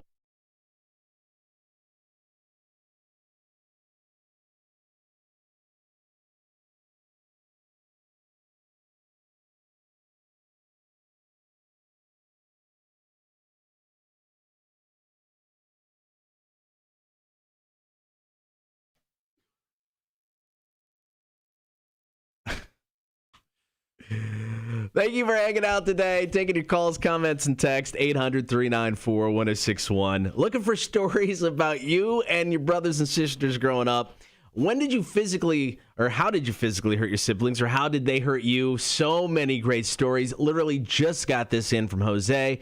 When I was about 10 years old, my older brother took my soda that I got when I went to the store with my grandpa. The next time I went to the store with him, I got a Sprite. I drank it all on the way home. When I got home, I peed in the can and waited for my brother to take it. He did. The look on his face when he realized it wasn't a refreshing lemon lime beverage was one of absolute horror. In retaliation, he chased me around the family farm with a piece of scrap lumber. He never stole my drink again. That's just a good life lesson that your brother learned. God. Yeah, that wasn't even mean. Actually, that was solid. Another one via the text. I accidentally slammed my little sister's head in our grandpa's truck door. She was bleeding, swollen, and her head bent the truck door. While they're at the hospital with her, I dropped my baby sister on her head. Yeah. Oh, you may be the worst brother ever. Yeah, that was the all-time worst brother day story for you. I mean, how do you accidentally slam your sister's head in the door of a truck, but it also bent the door? That seems a bit malicious, bro. That was the story he's been going with for 20 years. He's just not going to accidentally. He's not changing it now. You kidding me? Yeah, that's solid. That's solid. All right, another one via the text. When I was 4 and my sister 6, I was given a golf club set for Christmas. Well, I took the putter, went to hit a ball, and smacked my sister with the putter. She got stitches in her head. That's a fun story. I got a story here from Dennis on the stream. He goes, I put my 16-year-old sister's arm through a window, severely slicing her wrist, needing 24 stitches. She bled like a stuck pig, and I was like 8. I thought I killed her. Luckily, my big brother was there to drive her to the hospital. Damn, man. That's outstanding. Oh, I just remembered another story. Check this out. Okay. When I was a kid, I was in gymnastics class, and I just learned how to you go down real tight in a little ball, and you do a front flip. Yeah. Well, I was doing gymnastics in my bedroom, 7 o'clock at night, because that's what I was doing when I was a small child, probably 10 years old. Yeah. So I did that, but I was on my bed, and I did a front flip off my bed. And in my house, the air registers, which are usually in the ceiling of your house, mine were on the floor. Okay. So I landed on that, and I split my head. And I think I wound up getting 8 to 10 stitches in the back of my head. Well, I started crying and freaking out. My brother just happened to be upstairs in a different room playing video games. My dad came upstairs. He's like, what happened? I'm gushing blood from my head, right? My brother comes around from the corner. My dad smacks the living crap out of my brother. I mean, just beats him. Just beats him. Why'd you do this to your brother? He beats him for 30 seconds, and I'm gushing blood over here, losing consciousness. So they wrap a towel around my head. I go to the doctor. I come back, and my brother's like, you didn't say anything. I'm like, dude, I think I had a concussion at the time. And he still holds that over me. I don't know. I must have forgot that. I don't know how I forgot that. Oh, that's amazing. You got one? Yeah, one more for the stream. This is from Daniel. Daniel says, my brother threw me the football and it jammed my finger. and I yelled out the F word. He goes, he told Mom, and then a few days later, I busted his mouth open with the end of a water hose. This is a good retaliation story, but it doesn't end there. Because a few days later after that, Daniel's brother used a water hose, put it through his belt loops, and then lifted him into a tree and then just walked off. He essentially crucified that man, but with a water hose. Oh, that is amazing. You guys, thank you so much for these great stories. Incredible. You can keep them coming with the comments and text 800-394-1061.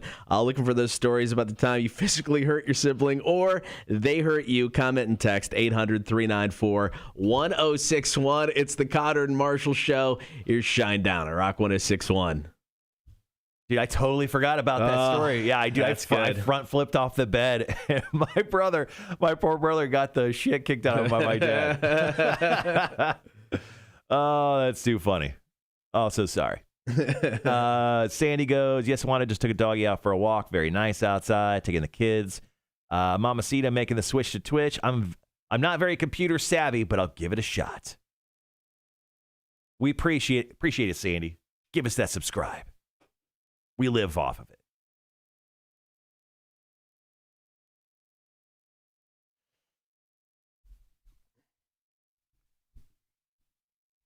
I shot the boss the text message yesterday of the screenshot of our show stats. Oh, nice. I said, we're growing, baby. We're growing. And he goes, perfect. Yeah, we'll get there, man. All of it's new. Well, I don't know what's there, though. Like, when do we reach the there? I don't know. We have to figure out. Well, I mean, it's like, obviously, the streaming portion of things, especially with Twitch, has been around for years now. But I mean, it's still kind of a new thing. New to us. It's definitely new to us. But I mean, it's still kind of a new thing for radio in general. And I mean, I've said it for years. It's like. Have you said it for years? I have. I've said this for years. What year?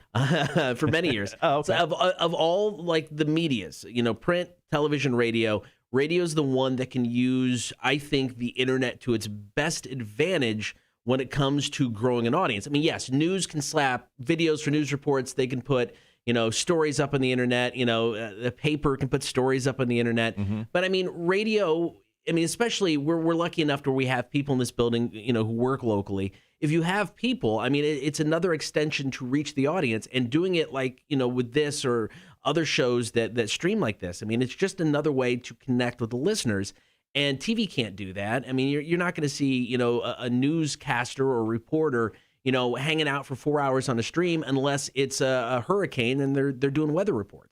You're not going to see this side of it. So, I mean, I think this is where radio can benefit, and can really grow their audience, is because you have this extra element to it that you could take advantage of. So, I mean, I think this is important. Where it all heads, I don't know yet. But I mean, I think doing this now and being, kind of an early in on it, I think that will go a long way. And Cotter's been saying that for such a long time. That whole entire quote you just said is painted on one of our walls. It is. It is. Yep. Very, very long. You could even say girthy, but it's up there. It's absolutely up there. Gibby says, just got to set it up like you did with YouTube, and you could find this show by Cotter Marshall. Yes, you can. Yep. I actually just searched it just in case that wasn't right. Yeah, we couldn't in the beginning on Twitch. You had to type in the actual address. All right, we'll be right back.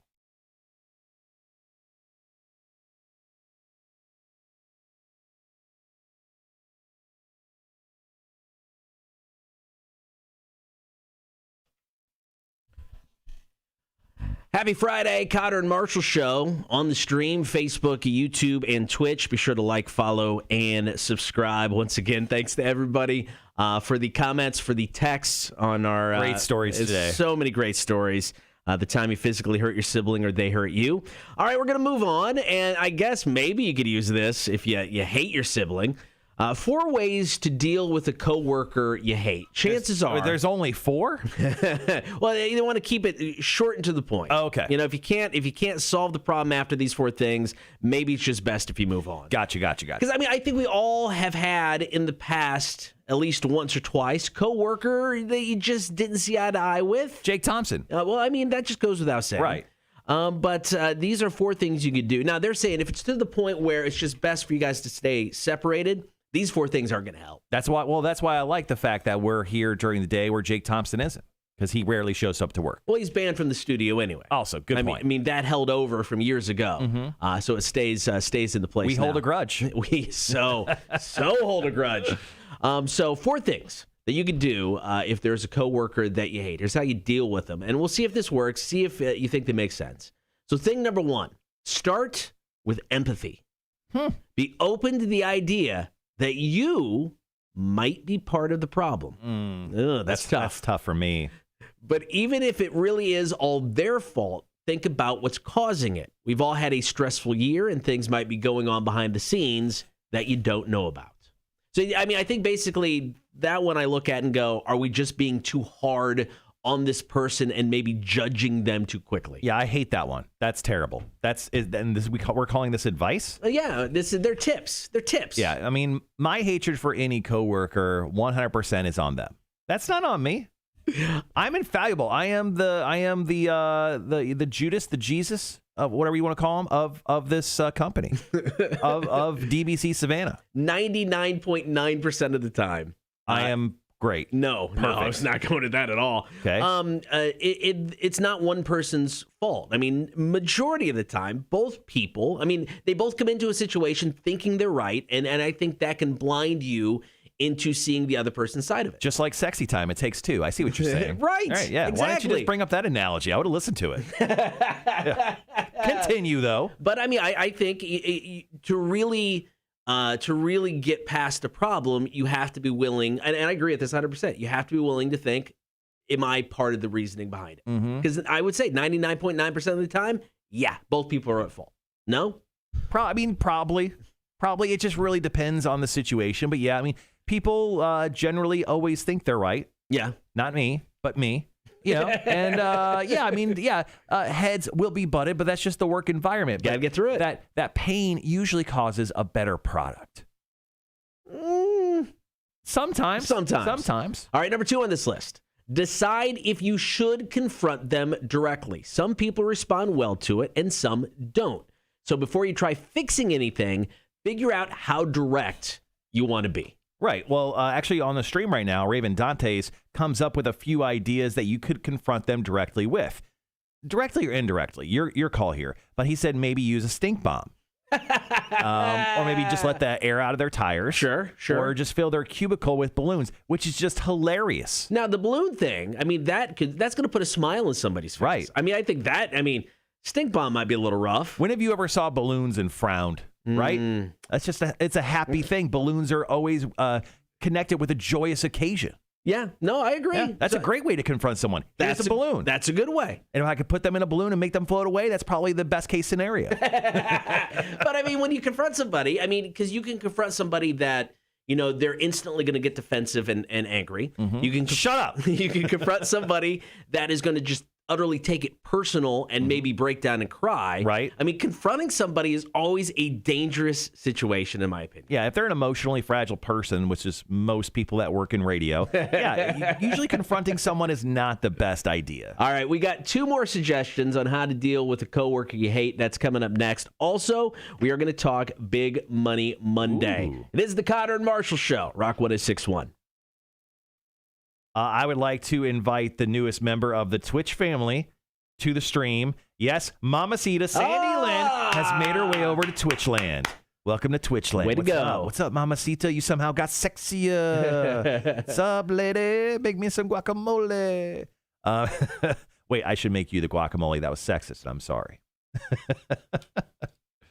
Okay, we got a minute? Yeah. I'm going to jump out and grab my garage door opener out of the car. Okay, fair enough. All right, so once again, if you guys missed it, I don't know if you have the luxury of leaving work or whatever you're doing at noon, but we're going to go to Debolation Brewing in Richmond Hill. We're going to have a couple beverages. We're going to do a little day drinking on this Friday, so everybody's invited to join us today. Let's see, we got a call. Let's see what we got here. Rock 1061, hello? Hello, Rock 1061. Hello, can you hear me? Hello? Hello?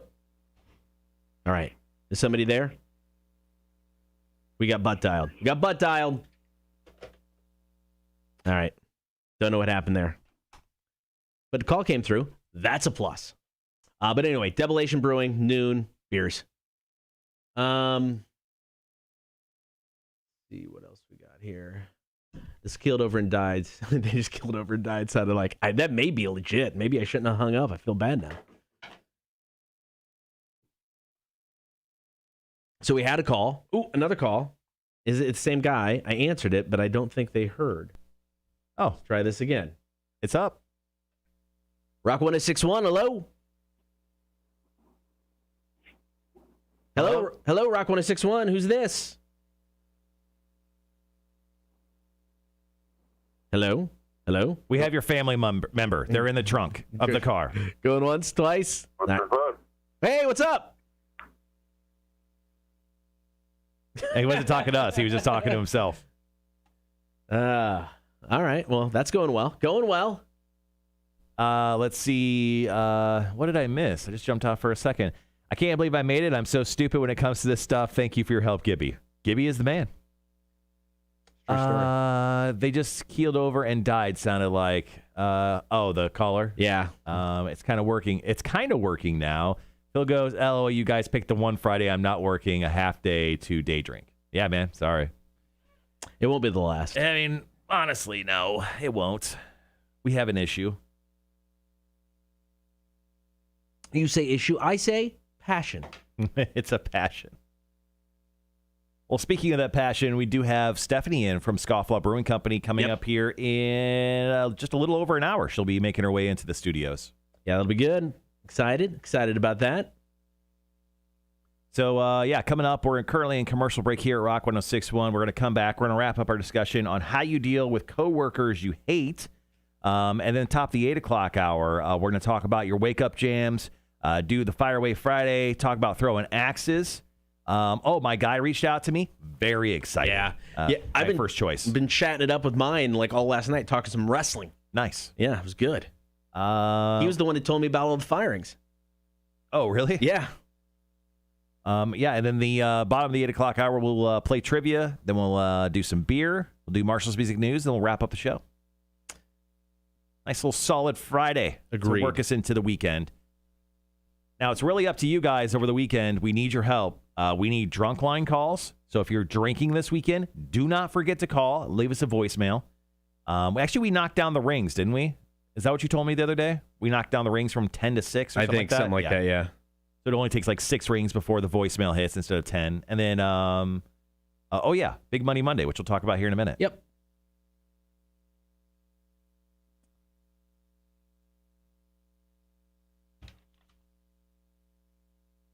You can still vote for Fire Away Friday. Joey Ramone passed away 20 years ago yesterday. So Blitzkrieg Bop, I Want to Be Sedated in Rock and Roll High School. I know somebody posted, did you have to pick the 3 most overplayed Ramone songs? Yes, because they're the only 3 we had. So that's the simple answer to that question. I'm surprised we had 3. I'm pretty sure we got Rock and Roll High School. I'm going to throw it on there. We got it. Do you still have access to that service that like gives you songs and stuff? When you got the library? Oh, no, that was no. I mean, that was a one-time library purchase. They would send me a few songs, gave me a couple free songs if, there were issues with some of the songs they sent. But it's not like something I can just go to the well to and get stuff. Yeah, crazy. Let's try this for a third time. See if it's the same person. Okay, yeah, let's answer. Rock 1061, hello. What is going on here? Rock 1061, hello? Hello? You are chronically butt dialing us, sir. This is harassment at this point. What was that? Hello? Sir, do you need help?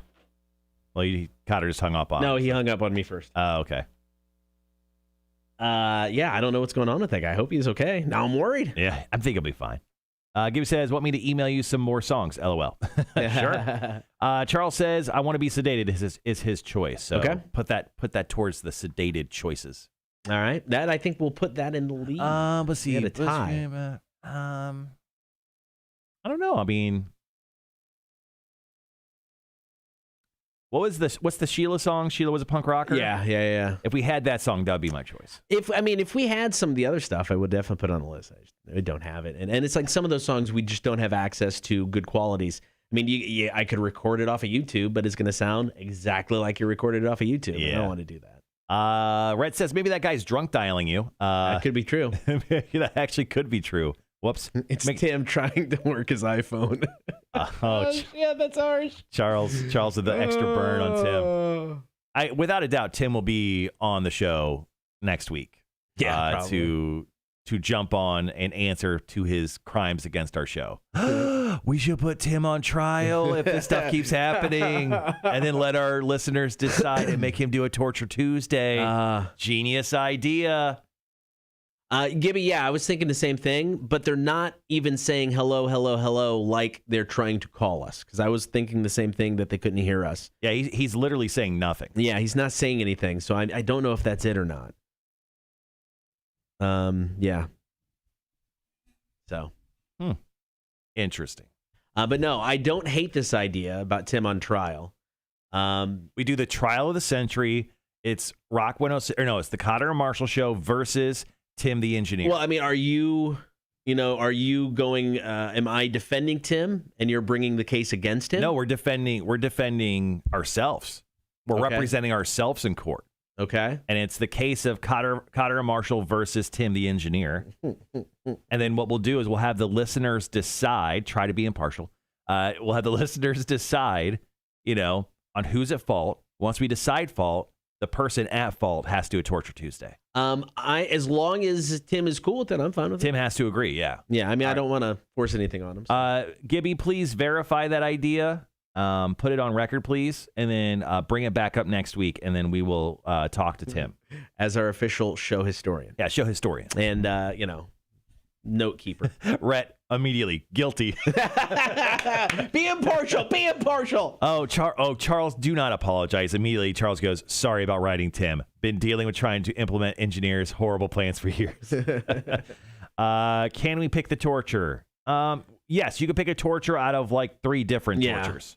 We will determine the slate of tortures. We'll give you a menu of tortures. It'll be like going to Applebee's. It'd be like, your menu, sir? Yeah. It'll be like going to Chili's. I'll have the baby back ribs with the side of death nuts for Tim. All right, guys, we got about 20 seconds. Can I be the defense lawyer? No. It is we have to defend ourselves. We'll be right back.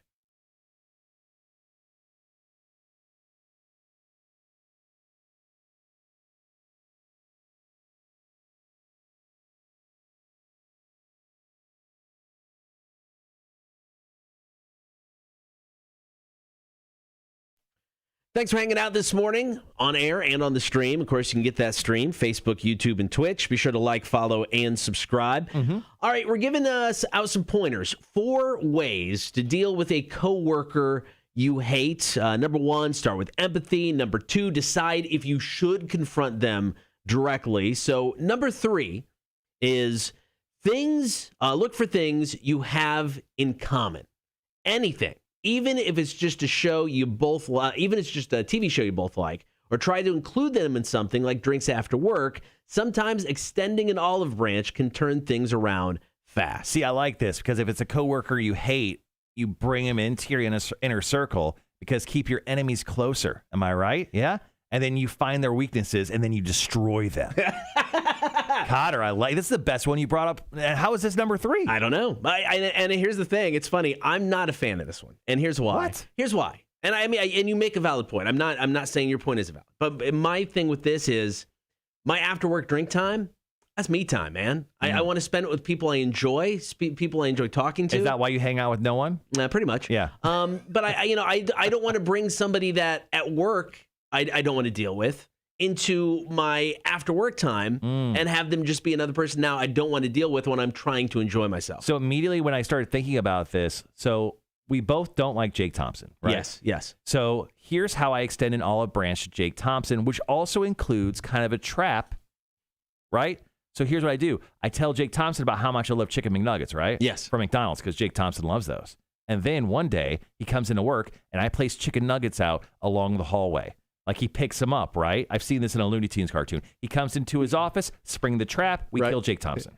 That took a dark turn. Well, I don't like him as a coworker. I mean, I that's not on this list. Are you not supposed to kill your coworkers? I don't think so. Okay. My bad. Okay. My bad. Did not know that's where we were not going. My bad. I take that back. Please, everyone take that off the record. That is not on the record. Wait, number 4 is kill your coworker. What? What? No, I'm just kidding. 4, if it's a hopeless situation, make friends with everyone else. Yes. It's a lot harder for them to make your life difficult if everyone else at work likes you. Yeah. Once again, gang mentality. Yeah, that's all that is. Everyone versus them. Yeah. I love this idea. So we make friends with everyone, and then we turn them against Jake Thompson and make him leave the building forever. I don't think that's that hard. No, it should be very easy. Very easy. Yeah. All right, don't forget Monday. That's so dark, Jake. Don't forget Monday is Big Money Monday on the Cotter and Marshall Show. It's your chance to win a $50 Visa gift card. All you got to do, anytime over the weekend, starting now, text us your first name and number 1 through 9 to 800-394-1061. Exactly. And what we'll do is we'll choose one person on Monday. We'll choose their name and their number, and we'll roll this bingo machine that is actually right here. If you're watching the live stream, it's right here, our $18 Amazon bingo machine. And then if your number shows up, you win $50. So once again, all you got to do is text us your first name, a number 1 through 9. The number is 800-394-1061. We'll select one person at random on Monday. Your chance to win Big Money Monday. Woo! Cotter and Marshall Show, Rock 1061.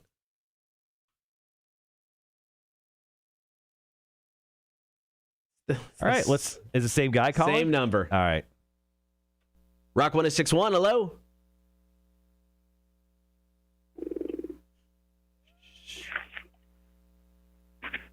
Was that the Predator? Did you hear that? I mean, we're not getting butt dialed this much. No, this is obviously a butt dial. You think? That may have been gas. That man may have farted right through his phone. It sounded like the Predator, like a gremlin.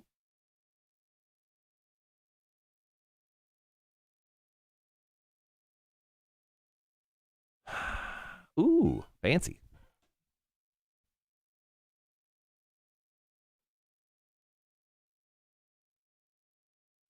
I honestly think we gave really great advice for coworkers you hate. just to have it on the record, I thought that advice was really solid. Good. We are getting called same number? I don't know yet. We'll see. It's got to be the same number. Answer it. Same number. Oh, I'm going to answer. Say Taco Bell. Taco Bell, can I help you? Sir, what kind of quesadillas do you want? Sir. I don't think he's there anymore. Sir. Yeah, this is a butt dial. Yeah, but then it sounds like he's actually legitimately hanging up, though, right? No, I honestly think it's straight up butt dial. Rhett says, I just sent my number. Oh, cool. Thanks, man. Rock 1061. The phone is like in the back pocket, right? It's definitely in the back pocket.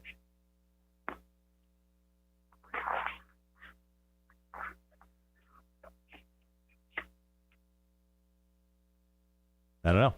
It's so bizarre. Gibby says, I'm trying to call to see what's up. All right, this may be Gibby. That may be Gibby? Yeah, we're testing the lines. Rock 1061. Oh, maybe it's us? Hey, okay, so I'm listening, and I can't hear anything. I can't hear you guys answering the phone. Check. You can't hear us at all? I've got you on the stream over here. Okay. I'm trying to listen to you guys and wait to see what happens. So you can't hear us at all through your phone? So, no, I don't hear anything. Still don't hear anything. What about now? Now? Does now work? Do you hear it? I heard a little buzz. Wait, Cotter hit a button. I don't know what it was. I hit a button. Is there a button? How is this different from No, I got a little buzz. Yeah. Who is coming into the studio and fucking with our... No, I can't. Okay, I hear myself now.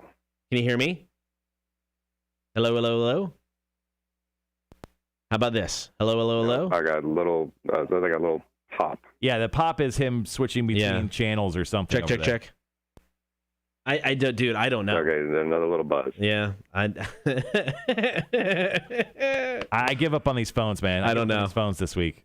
Oh, wait. I remember what it is. We need to get Tim I remember what it is. back Nope. in here for It's some not Tim. reason. I'm gonna hang up on you. Gibby, we love you. Hold on. It's not Tim. Oh, you son of a bitch. Yep. That one's on us. That one's on me. Well, on Tim, because he changed it. And this is why I didn't want him to change it this way, because I knew this would happen. All right, guys, figured it out. Gibby, call us back. Know what it is. Is this a commercial for Verizon? Can you hear me now? So there's a talkback button. Yeah, it's one for T-Mobile, actually, where you actually can't connect. There's a talkback button on the board. Now, traditionally, this would be if you want to talk back to your producer. So you would hit this button so it wouldn't go over the air, but it would go back to your producer. Well, the way this is set up, because once again, new setup for everybody, it's not traditionally like a radio station studio would be set up. This button, it needs to be pushed in order for us to go over the phone. Now, we had Tim fix it. You can probably hear us now, can't you? I can hear you now. Yeah, you can. It's a little bit lower, but yes, That's now fine. I can finally hear you guys.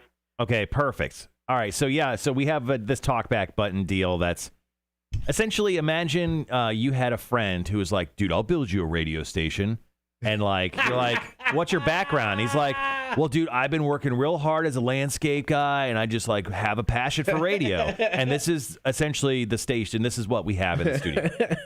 Like a guy that's not quite. I completely understand. Yeah, not quite ready for the big time. Well, I mean, to be fair, I guess it was Tim that did the board. Never mind. Yep, you're right. Completely fair. You're right. Gibby, thanks for calling Thank you, in. man. Appreciate it. Hey, not a problem. I'm glad I got to be able to help. All right, see you, man.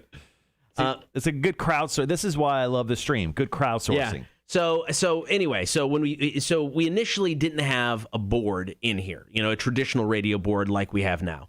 We had something different, and there were knobs instead of the pots or the sliders that are on this board. And I'm like, look, if we're going to do this show and we've got all this going on, I need a board. I need a board. So Tim put a board in, and I mean, it's great. It's way better than the options before. But this talkback button that would traditionally be to get you to the producer, he's like, look, the way the phone's set up, you're going to have to push that button to talk. I'm like, dude, no. I'm not. I just, if you're on an interview for a long time, or this situation where I just completely forget about it. Yeah. So he fixed it to where you didn't have to push the button. But for some reason, that fried like a board, like a computer board in the board. It fried it. Right. So he's like, look, man, sorry, you're going to have to push the button for a while. I mean, he's off doing heritage stuff. I get it. He goes, I'll deal with it eventually. I'm like, all right. And I said, screw it. I'm just going to tape down the button during the show. So then it just would be fine. I forgot to tape down the button. Long story long. Yeah, but no, I mean, no. It's and it's like we shouldn't have to do that, And dude, I get it. We work in radio. I'm bitching about stupid stuff that doesn't, shouldn't matter, doesn't matter. But we shouldn't have to do that. And I mean, but that was on me. I knew the situation. I have tape. Big thing of gaff tape right here every day. I mean, I set it right to where I can see it, so I just completely forgot to do it. So my bad. Sorry, guys. To the guy who called 12 times, it's on me. It's on me. It's on me. Yeah. What makes you feel better? I didn't even see it, but you only started taping that button this week, so I didn't even think about it. No, that's just it. Because it was to the point where I didn't have to, and this was kind of a relatively new thing. So yeah, thank you, Gibby. I appreciate it. Jeremy, yeah, but he's laughing at my but. All right, let's see. Thanks for working with us and hanging with us while we were working through that small technical difficulty. How much time do we have before we jump back on the air? We get another song after this, so about 6-ish minutes. All right, let's go ahead and answer the internet while we have a minute. This is what we do in between the breaks here of the Cotter and Marshall Show, just in case you're new. So, Cotter, I'm going to ask you, then I'm going to ask you guys to drop your answers into the chat. Would you rather, A, get paid $1 million a year, but you have to work ridiculous hours? I'm talking middle of the night, like 2 hours here and there, 2 hours at lunchtime, 27 hours straight. Or B, get $100,000 a year for doing nothing. Sorry, I Monty Jet texts. Would you rather get paid $1 million a year but to have to work ridiculous hours, or get $100,000 a year for doing nothing? I kind of do ridiculous hours now. Give me the freaking $1 million. There you go. You're working ridiculous hours. You're working within working right now by talking to Monty Jet. I am. Monty Jet. Yeah. How's Monty Jet doing? That's good. And he just needs me to put an interview in on his show. I placed it earlier, so it should be played earlier. Let's see. Wanda says she'll take $100,000. Or even Dante's $100,000 for nothing. I can live off that and be happy Easily. Rhett goes $100,000. Gibby, I am happy to help. Can't wait to put my resume in for being a producer in about 4 more months. 4 more months is that is wishful thinking on your part that we're going to get something like that in 4 months. Try next year. I could definitely live on $100,000. You could. After taxes, though, I'm guessing you're getting taxed on this $100,000. You're making more like $75,000. Everyone is keenly fond with $100,000. The thing is, with $100,000, you have so much free time, you probably burn through it probably a little bit quicker as if you were working for $1 million. Give me $1 million. I'll work ridiculous hours for $1 million. Yeah, I get that. I live off $55K before taxes. $100K would be nice. Yeah.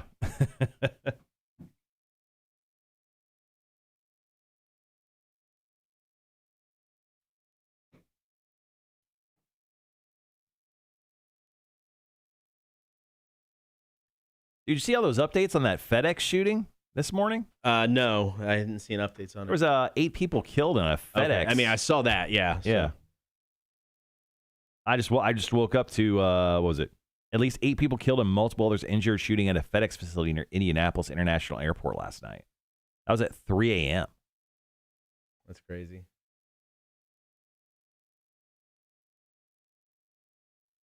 So I've got some exciting news to share. My wife is going to be going out tomorrow with her friends. They're doing like a class at like 1 o'clock for like how to make a terrarium or some shit. I get to stay home and play video games. So that's awesome. What's up? Congratulations to me. I even played the good husband part. I'm like, I'll drive you down there and I'll come pick you up. Get drunk. I don't care. Have fun. Doing your terrarium class. And very exciting tomorrow, guys. I get to play video games uninterrupted for a couple hours.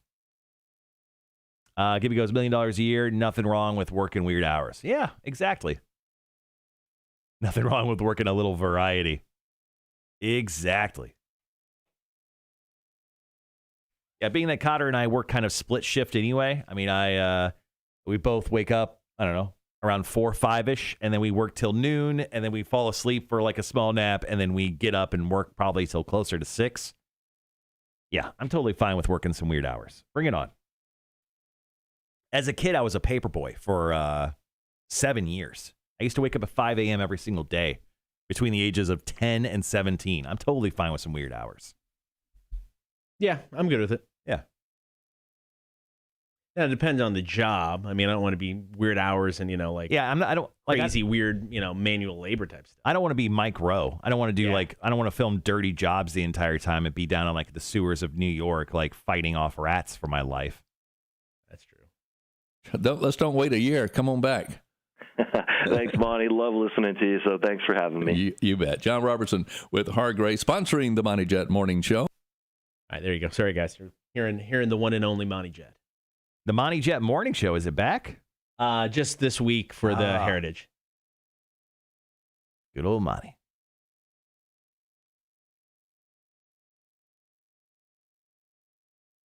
All right, we got about 1:15, guys. Sorry, I'm throwing this interview in for Monty.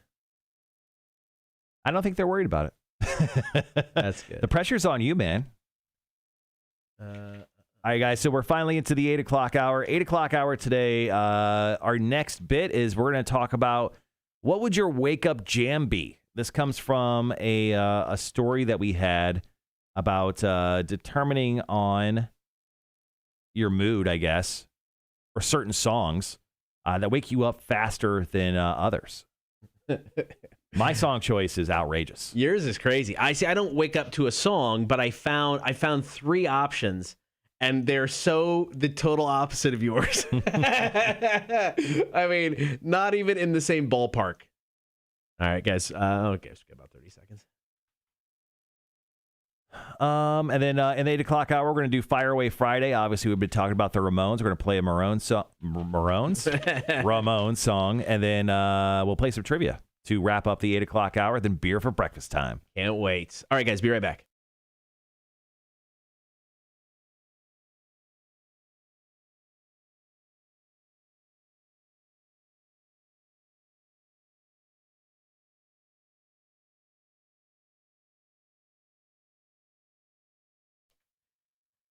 Good morning. Happy Friday, Cotter and Marshall Show. Thanks for being there on the stream and on the air. If you want to check out the stream, Facebook, YouTube, and Twitch.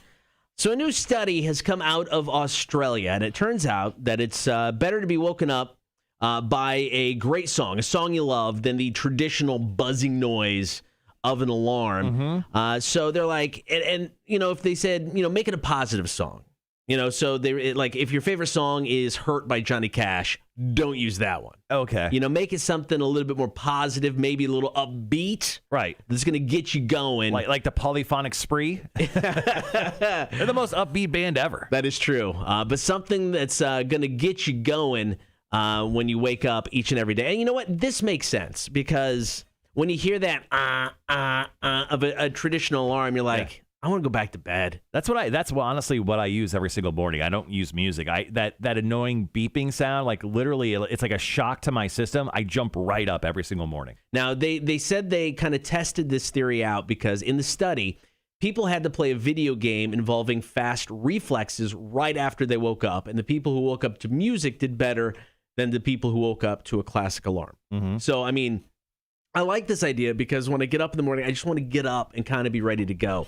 But I was trying to find, because of my situation, I get up at 3:30, and I don't want to wake the wife up. So I didn't want a song that was going to be like so over the top, it woke her up as well. So this was the first choice because, once again, I wanted it to be something positive to start my day. So this was choice one for me.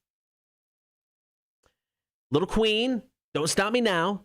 Yeah. Because it starts slow like this. It's not going to be over the top to wake up the wife. Right. But if I got this in my ear, I'm going to start waking up. Yeah. Then as it keeps going, I'm like, yeah, don't stop me now. I'm ready to go.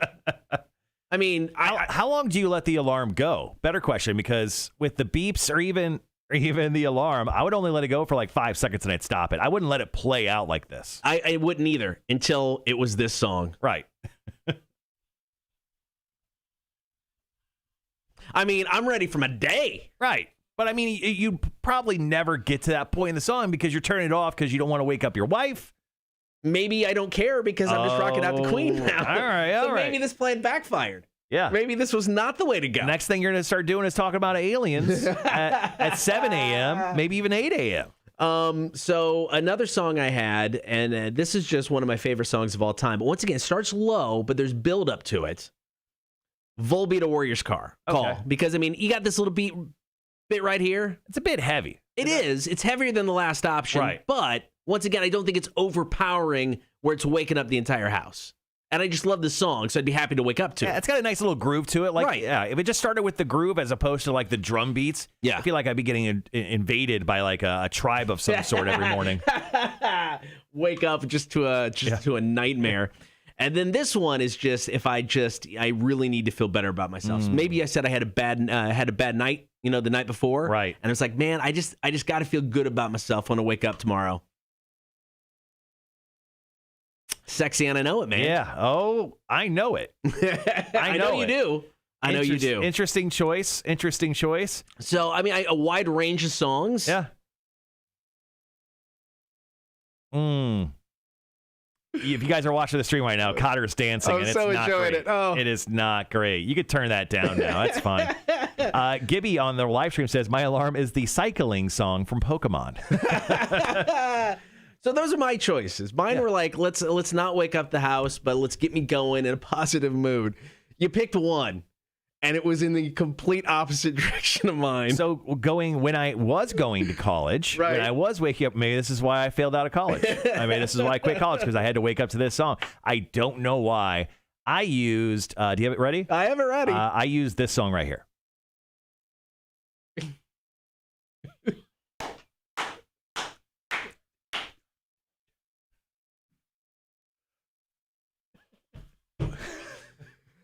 Your entire neighborhood is awake at this point in time. Okay, so Pantera's Suicide Note Part 2 kind of was my jam for a minute. Hey, that's all good. And it turns out waking up to screaming, maybe not the best thing for my psyche, but this is what I use for probably an entire year. I use Suicide Note Part 2 from Pantera. How does that song not wake you up? I mean, dear Lord. It got me up 100%, 10 out of 10, whatever you want to say, man. It got me up every single time. All right, so if there's a song that maybe you use for your alarm or something you think would make sense, hit us up with a comment or text 800-394-1061. Speaking of music, Fire Away Friday had a post to the Facebook page last night, 3 songs to choose from. We'll let you know what those are after this. Foo Fighters, it's Waiting on a War, Cotter and Marshall Show. Rock 1061.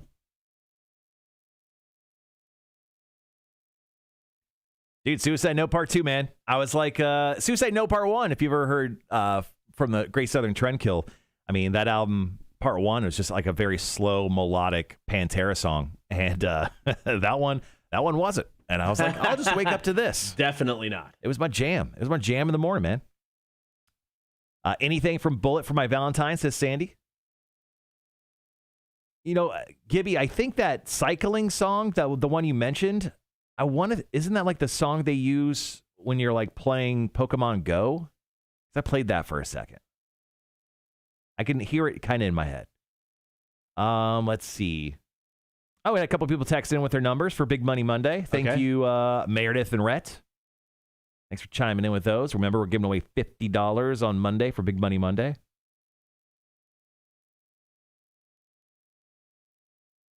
And just so you guys understand, we get how ironic it is that we say Big Money Monday and just $50. Oh, yeah. But we think it's funny, so screw you.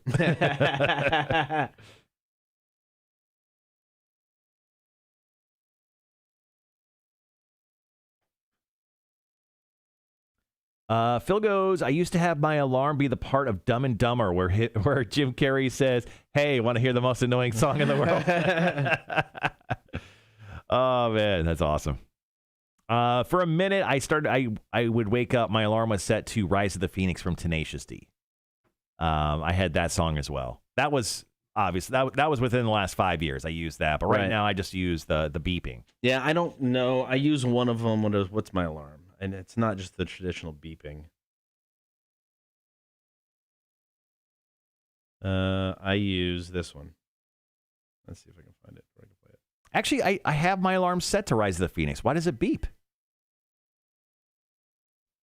Oh, no, it's just the test one. Just that. Yeah, just a simple one. Wakes me up, gets the job done. We have a phone call? Yes, we do. We also have 90 seconds.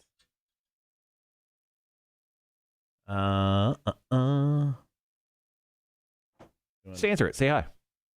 We'll hang up on him. Rock 1061, hello. Hello, I'd like to put a song in for your morning there. How about Stairway to Heaven by Led Zeppelin? It's a good choice, man. It's a good choice. You got plenty of time to wake up. It's like its own snooze button. That's right. Start off nice and slow and then jam out at the end. Gives you a nice little good long wake up there. That's the same form that Cotter uses during sexy time. All right, guys. Y'all have a good day, Bubba. Awesome, man. Thanks for the call, sir. Appreciate it. See ya. Nice and slow, then he jams it in the end. In the end? Pun intended or no? I don't know. I don't know what you and your wife do, you freaks. Just depends on the mood, man. It depends on how drunk she is. That's what I meant by mood. What's your mood? Wasted. Well, then come with me, good sir.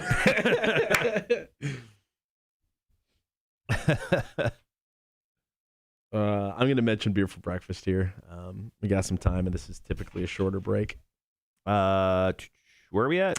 Fire Away Friday, second break bait. So I'm going to start off and then you fire away? Yeah, I'm going to mention beer for breakfast because there's really not a whole lot of... Did you say breakfasts? Beer for maybe. Okay.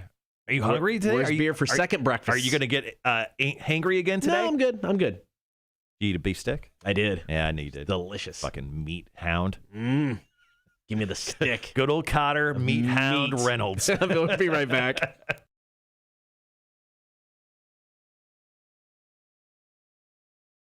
That's right, meat hound. Meat hound. You know what? There are free beef sticks in the fridge here at work. Wait, just for us. You can't come here and get beef sticks from the Rock. No, they're for staff. Yeah. I mean, if you come in for a reason you want a beef stick, I'll give you one. I don't care. But There's people knocking on the door. I came for the beef stick. Connor said I could have one. But there are beef sticks that have been provided by the company. Sure. And yes, I partook this morning, and they are delicious beef sticks. You want me to get you another beef stick, bro? I'm good for now. Hey, I'll always be your beef stick, bro. I know you will. I know.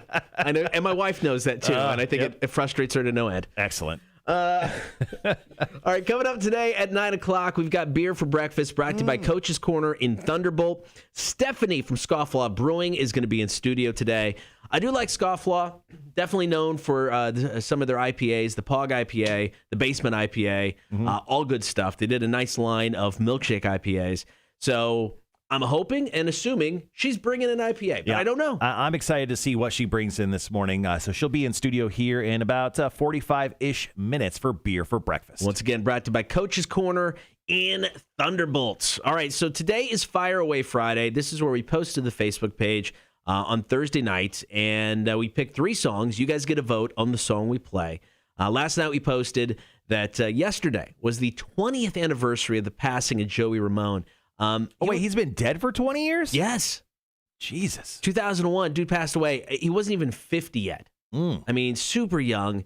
I mean, just he had a disease or an illness. I don't remember what it is. But 20 years ago, yesterday, he passed away. So we're selecting some Ramone songs for you to choose from today. Blitzkrieg Bop, I Want to Be Sedated, and Rock and Roll High School are the choices. Nice. So coming up next, we're going to play the one that has the most votes. I Want to Be Sedated in the lead, but not by so much it can't be changed within the next few minutes. So go ahead and vote via text message, via the stream, or via the Facebook page. So Fire Away Friday with the Ramones coming up next. Cotter and Marshall Show, Rock 106.1.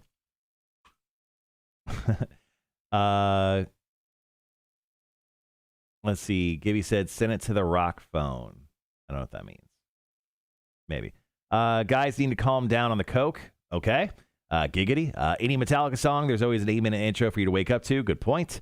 Sandy says, I want to be sedated. That's the vote right now. And Gibby goes, damn it, bring a few sticks with us, with you this afternoon. Oddly enough, Cotter never not has some beef sticks in his pocket. I've never known this man not to have. I'm just happy to see all of you. Yeah, he's just all the time. Yeah. Is that jerky in your pocket? No, this is a very large beef stick. Oh, Gibby did send us text us some audio. Can I hear this? Let's see if I can hear this on my. Yeah, that didn't come through, Gibby. What is it via the zip whip text? Yeah, that's iffy with trying to get audio. I've tried it in the past. Yeah, it just shows up as a blank dot. Yeah, unfortunately, that's the program that we use for texting. It doesn't allow us to download it. Unfortunately, you can send pictures. We can see those. But you can't do audio. Yeah, feel free to send your nudes, but yeah, no audio. Sadly. Send us that beef stick. Send that beef stick. All right. Up next, what do we have? We're gonna play Fire Away Friday. Axis for Life and Fire Away Friday. Cool.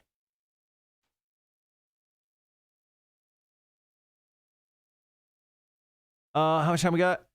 Plenty. Okay. Because we got a song coming up after commercial. This BRB. I once again, show is flying by today, guys. Almost halfway through the 8 o'clock hour, and then it's just nonstop from there. We've got trivia coming up. We've got Beer for Breakfast. That will go 2 to 3 segments, depending on the beer, and then wrap it up with Marshall's Music News.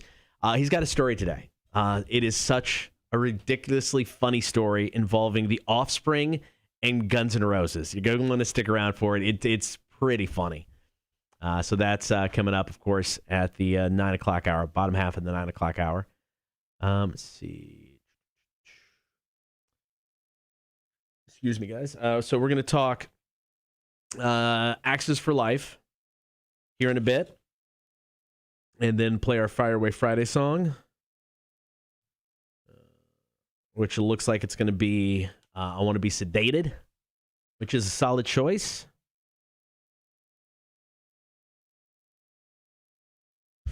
Okay. Monty Jet's business is taken care of. Sounds like that's going well. So hats off to Tim the engineer. I'm going to give him a compliment. Was able to get everything figured out yesterday when there were some issues with the broadcast from Harbortown. But today, it sounds like it is going swimmingly. So that's a plus.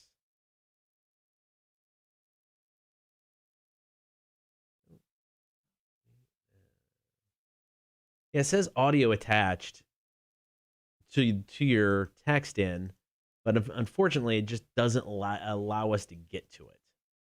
And I don't know why that's the case. Mark is unread. Delete. Yeah, it's weird. I don't know. Weird.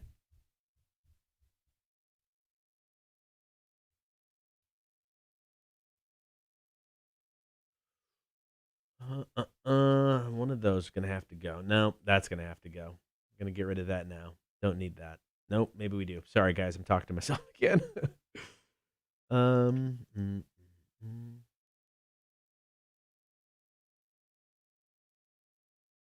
Oh, wait, there we go.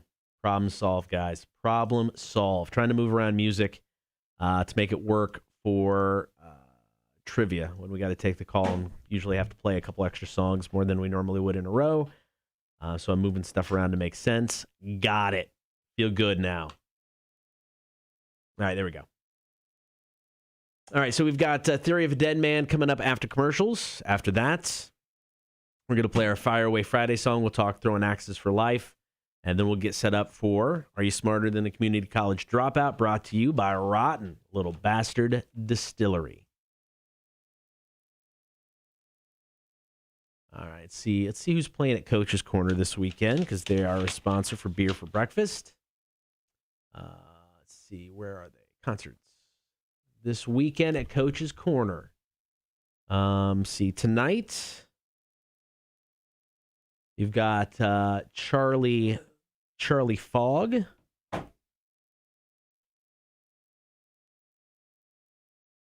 Charlie Fogg Band. Make it official here. And then tomorrow, get a little cover band action. It's Matchbox 2.0 and Hootie and the Blowfish cover band. Oh, what? Exactly. It no, it's Matchbox 20 and Hootie and the Blowfish tribute band tomorrow night at Coach's. Okay, then. I had to dehydrate myself, then hydrate myself. You know what I mean? I'm going to test out just Beer for Breakfast camera real quick. Perfect. Everything's working there. Things have been working so well this week, I'm now getting nervous about everything. Question everything. I don't know if that was a complaint or not, Gibby, but I'll let you decide. Let's see. Rage Against the Machine, Fistful of Steel, my wake-up song. Nice. I like that. I hope they add more dates. I hope they got to do something closer, man. Come on. I think they'll have an Atlanta date. It makes too much sense. I don't know. They've got so many dates and so many. They're in, they're in cities for multiple dates on several occasions. So I'm a little worried that this is going to be it, and there's not going to be a second leg, or there's not going to be any additional dates. But man, I hope so. Because doing like 5 nights in New York to end it seems like a pretty big finale. Not the midway point. Yeah.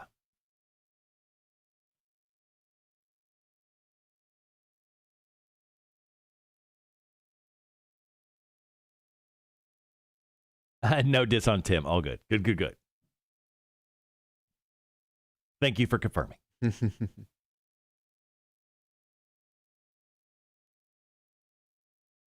All right. Okay. Once again, guys, thanks for hanging out today. Fireaway Friday, Beer for Breakfast, Cord. Yep.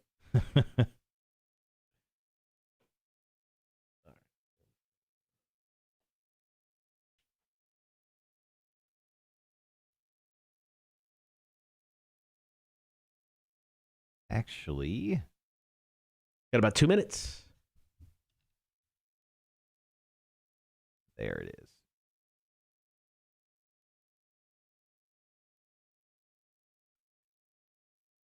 All right, so speaking of beer for breakfast, here's the names. Okay, so speaking of beer for breakfast, including today, here's our next 3 weeks worth of guests. Today, obviously, we have Stephanie from Scofflaw Brewing Company. Next week, we have Mitch Steele, the best name ever. I love it. He's coming in. He's the head brewmaster for New Realm. New Realm is opening their new facility here in Savannah, I believe next Tuesday. I think it's 4/20. 20th, yeah, 4/20. Yeah. So the new Realm facility opens up next week. We'll have Mitch, the head brewer, in next Friday for beer for breakfast. And the week after that, we have Logan in from Sycamore Brewing. They're based out of Charlotte. I'm going up there in a few weeks, so hopefully you can throw us a little bone, go up there and see them. But those are the next 3 weeks of beer for breakfast guests. We have the guys from Debolation Brewing Company coming in May as well. We're trying to fill out the rest schedule for May as well right now. So cool. All right, guys, got about 50 seconds. We need some more rock stars coming through town. I want some rock stars to come in for beer for breakfast. So I had a good time with that Alita's Way. Yeah, that was fun.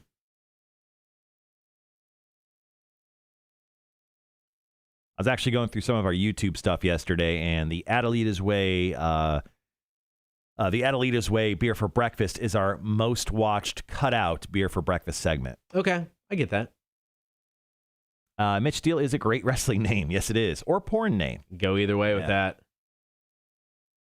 I'm sure that's the way Mitch Steele likes to think about it, too. He can go either way. All right, guys, we'll be right back.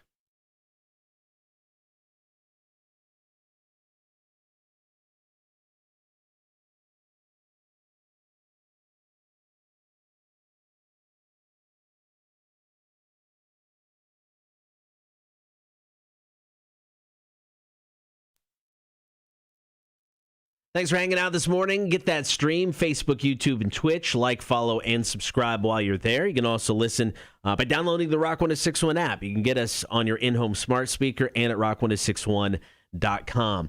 Now, we've teamed up with Urban Forest Axe House, brand new axe throwing place in downtown Savannah. We're giving away axes for life. Man, this is so cool. An opportunity to win a chance to throw axes every single week, an hour per week, for as long as you live. That is the coolest prize. I've only given away one thing ever for life, and it's tickets to go see Korn for your entire life. That's pretty cool. That's a pretty cool prize. But throwing axes, that's something you can do week after week, 52 times a year. Not good with math, but I'm pretty sure there's 52 weeks in a year, and I think that is the way this is going to go. So all you got to do is hit us up on Facebook, the Rock 1061 Facebook page. There's a post at the top of the page. All you got to do is comment. You want to join Team Cotter? Do you want to join Team Marshall? And let us know why. We made our first picks yesterday. Elliot Henry, pick number 1 on Team Cotter. Yeah, on the losing team. Chris Mickle, my boy, he's joining into the fray, the very first pick of Team Marshall. So we're going to make our second picks early next week. So you still have plenty of time to hit us up on Facebook and get entered. It is your chance to win axe throwing for life. Once again, Rock 1061 on Facebook. The post pinned to the top of the page. Join Team Cotter or Team Marshall for your chance to win. All right, Fire Away Friday posted up last night on Facebook. Yesterday was the 20th anniversary of the passing of Joey Ramone. He had a 7-year battle with lymphoma. Oh, my God. That's really? what he died from in 2001. So in honor of that, we put up 3 Ramone songs for you to pick from. Blitzkrieg Bop, I Want to Be Sedated, or Rock and Roll High School. And it was a tie early on between I Want to Be Sedated and Rock and Roll High School. But we had tie-breaking votes, and they all went to I Want to Be Sedated. Great song. So here we go. Fire Away Friday with the Ramones. Cotter and Marshall Show, Rock 1061. It's a jam. It slaps. Yeah, Gibby, there's the custom I mean, the axe is going to be awesome. Yeah. I have not seen it yet. He did text me last night. He's like, dude, thanks for making me your number 1 pick. Like, he was stoked about that. Yeah. And the axe I haven't seen, but I've emailed him over the graphics and everything. I can't wait to check out what he does with this axe. Yeah, I think that'll be cool. It's cool that he went above and beyond like that. And that's why you're going to lose, Cotter. I have someone in mind for my second pick. I haven't determined my second pick, but I have someone in mind for my second pick. Yeah. When do we get? Tuesday? Tuesday. Okay, Tuesday, we will name our second pick of the Cotter and Marshall teams for Axe Throwing for Life with Urban Forest Axe House? Yeah, I've got a couple people in mind. Now, Mikey Lupica, he it's like I kind of want to put him on the team just out of respect because he's like, I hate both of you. I flipped the coin. I'm going with Cotter. So part of it's like, that's pretty funny. Yeah. But also, I don't want to pick him because he just flipped the coin. Right. Ugh, come on. No respect. None.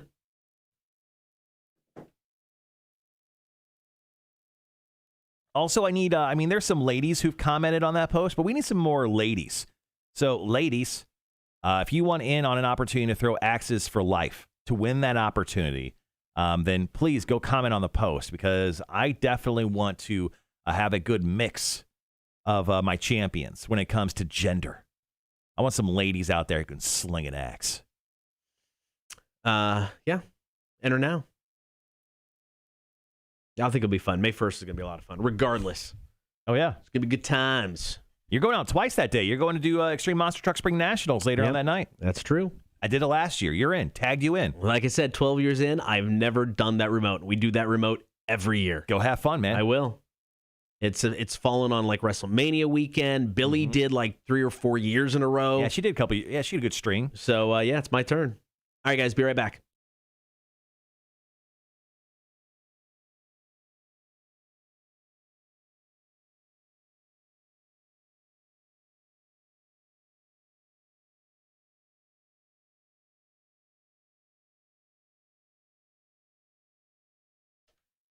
Happy Friday, y'all. Get that stream, Facebook, YouTube, and Twitch. Be sure to like, follow, You just turned into a Southern and Belle? subscribe. After 12 years, it was Happy birthday, y'all! bound to happen after 12 years. I thought Mac showed up. Hey, y'all. So, yeah, that's the thing. Are you smarter than a community college dropout? It is brought to you by Rotten Little Bastard Distillery in Beaufort. I have written so much trivia this week because I haven't played in, 10 days? Technically, you have not played since April 9th. Oh, okay, not quite 10 days. Okay. Well, it's been A week. I haven't played this week. You haven't played at all. So I've written so much trivia. Good for you. I'm like running out of questions. I'm like, there's several on here going, I'm pretty sure I've asked this one before. Okay. It's going in anyway. I don't care. All right. So if you'd like to take on myself or Marshall, because everybody likes to take on Marshall. Everybody likes to challenge you. I am 11 wins, 2 losses, and 5 ties lifetime. That's pretty damn impressive. So give us a call right now, 800-394-1061. If you'd like to play Are You Smarter Than a Community College Dropout? We're going to have that coming up next. Cotter and Marshall Show, Rock 1061. Hold on a second. Whoever's there on the line will be right there. Just got to get everything situated. Getting it situated, baby. All right, Rock 1061. Who's this? It's Brent. Brent. How you been, man? So. All right. Do you want to take on Cotter and Cotter or Marshall? Well, being that you were just complaining about not playing, let's do it. All right. I'm ready. Perfect. All right, so Cotter has the soundproof headphones on as of right now. So the rules are pretty simple. It's pretty simple. 7 questions, 60 seconds. If for some reason you don't know the answer, feel free to say pass, and your time will begin after I ask the first question. Are you ready? Let's do it. All right, so here we go. Question number 1. Who was the U.S. first Postmaster General? Pass. What is the name of the boy appearing on the Cracker Jack box? This is multiple choice. Is it Sailor Jack, Sailor John, or Sailor Jerry? Sailor Jack. Correct. What is an organism called that lives on or in a host animal? Parasite. Correct. Guitarist Dave Navarro was married for just over 3 years to which star of Baywatch and singled out? Carmen Electra. Correct. What candy does E.T. love? Can you repeat that? What candy does E.T. love? Reese's Pieces. Correct. True or false, humans are the only animals that blush? False. Incorrect. And finally, what did the letters in the name of the cable network HBO originally stand for? Home box office. Correct. Back to the first question. Who was the U.S. first Postmaster General? And that is time. All right, man. You got 4 out of 7 correct today. I'm going to go ahead and let Cotter know. Cotter, You're good, man. All right, so here's the deal. Brent, you got 4 out of 7 correct today. Cotter, you got 4 out of 7. We're going to go ahead and pot you down real quick, all right. and then let Cotter have an opportunity to see if he can do better or at least tie you in this game of trivia. Feel good. Don't worry, Brent. We're still going to hook you up $25 gift card to Southern Barrel Brewing Company just for calling in and trying the game today. So, Cotter, are you ready? I'm ready. Let's do it. All right, let's go ahead and begin. Your time will begin after I ask the first question. Who is the U.S. first Postmaster General? Oh, Ben Franklin. Correct. What is the name of the boy appearing on the Cracker Jack box? Is it Sailor Jack, Sailor John, or Sailor Jerry? Sailor Jack. Correct. What is an organism called that lives on or in a host animal? Pass. Guitarist Dave Navarro was married for just over 3 years to which star of Baywatch and singled out? Carmen Electra. Correct. What candy does E.T. love? Reese's Pieces. Correct. True or false, humans are the only animals that blush. I'm going to go false. Incorrect. Balls. What did the letters in the name of the cable network HBO originally stand for? Home box office. Correct. And going back to the one you passed, did you pass on one? I did, the host one. I should know it, but I can't think of it. Symbiotic something. I don't know. Incorrect. Yeah. All right, with that, 1, 2, 3, 4, 5. Cotter takes the win, 5-4. Sorry, man. Boo. All right, Brent, we'll hook you up either way. We'll call you after the show and get you out that gift card to Southern Barrel Brewing Company. Gotcha, man. All right, thanks, man. Bye. See ya. All right, let's go over the correct answers for this game of Are You Smarter Than a Community College Dropout Trivia. Question number 1, who is the U.S. first Postmaster General? That'd be Benjamin Franklin. What is the name of the boy appearing on the Cracker Jack box? Hoping to get you guys slipping up on this one, but you both got it correct with Sailor Jack. What is an organism called that lives on or in a host animal? It's a parasite. Crap. Guitarist Dave Navarro was married for just over 3 years to which star of Baywatch and singled out? That would be Carmen Electra. What candy does E.T. love? Obviously, Reese's Pieces. True or false, humans are the only animal that can blush? That is true. And what did the letters in the name of the cable network HBO originally stand for? Home box office. All right, we're back Monday at 8:30. Are you smarter than a community college dropout? It's brought to you by Rotten Little Bastard Distillery, Cotter and Marshall Show, Rock 106.1. All right, guys, I got to edit this up. Yeah, I'll hang with be you right guys back. on the chat, and we'll talk.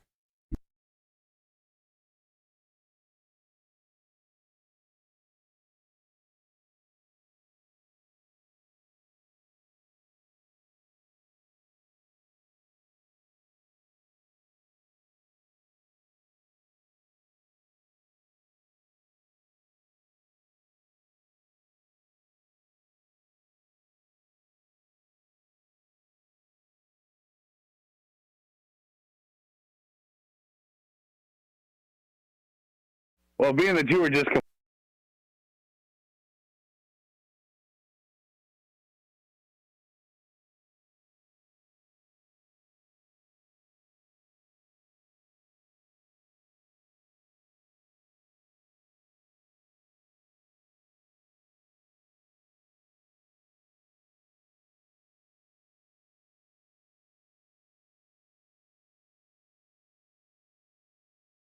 Elf or Marshall.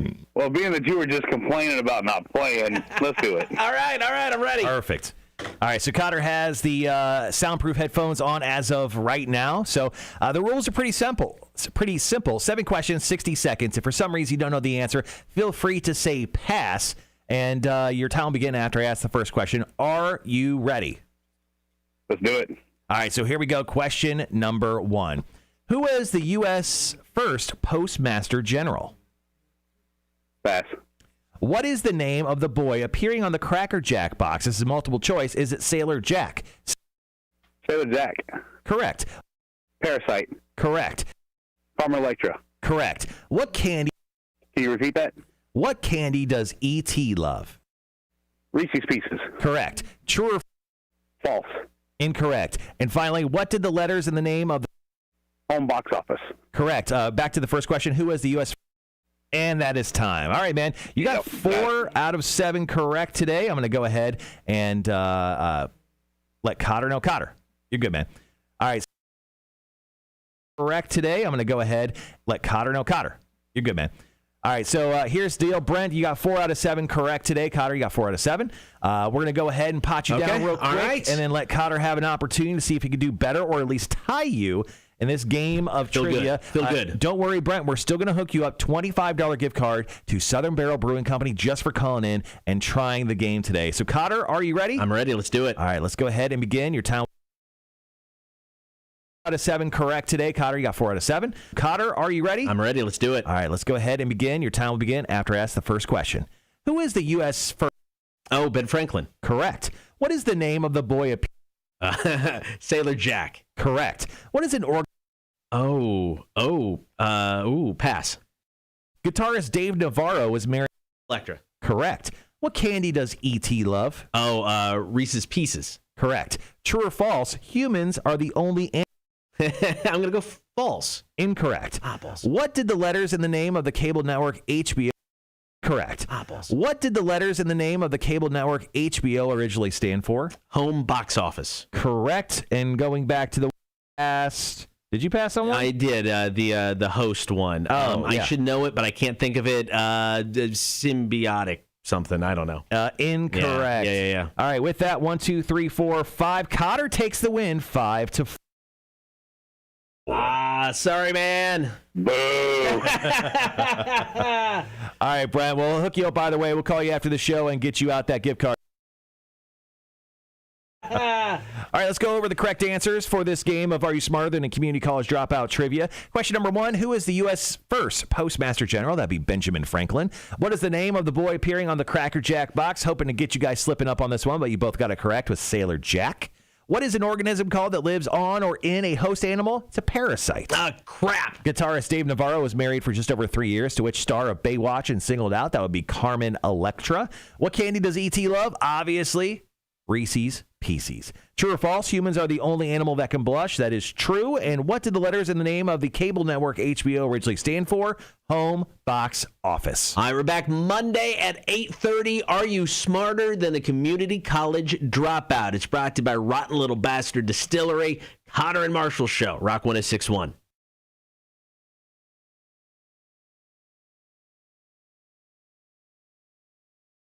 The only animals that blush. False. And that is time. All right, man. All right, let's go ahead. Master General.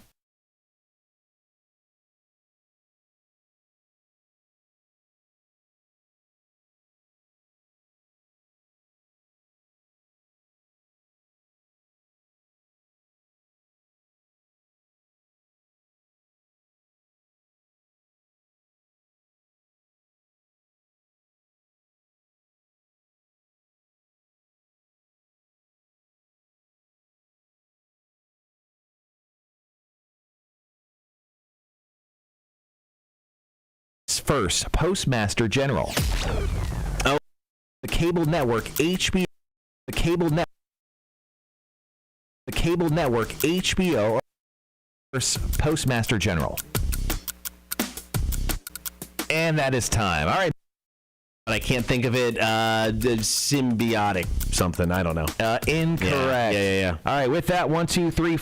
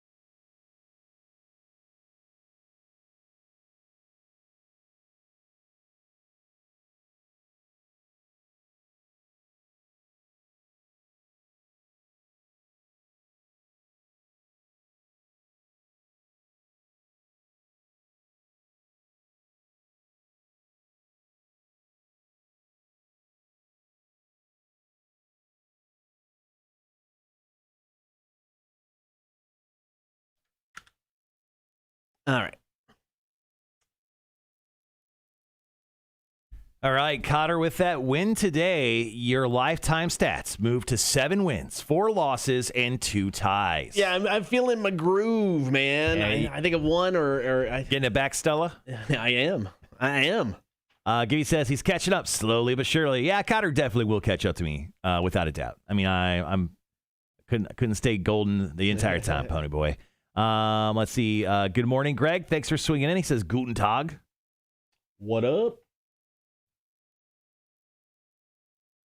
Once again, thanks for everyone swinging in and hanging out with us on the chat and live stream today. We do appreciate it. Without a doubt, this week has been the biggest week for the stream of the show. It only took 6-ish weeks for us to really get this thing going. But, man, is it great. So I found somebody that you can root for in the RBC Heritage. Okay. Now, this is the first picture. You're like, I don't want to root for that guy at all.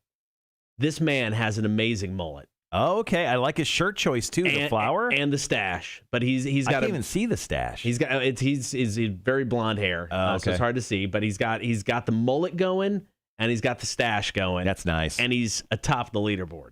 What's his name? Cameron Smith. All right, so I'm gonna stand Cameron Smith for the rest of the RBC tournament. So he is 9 under. Top of the leaderboard.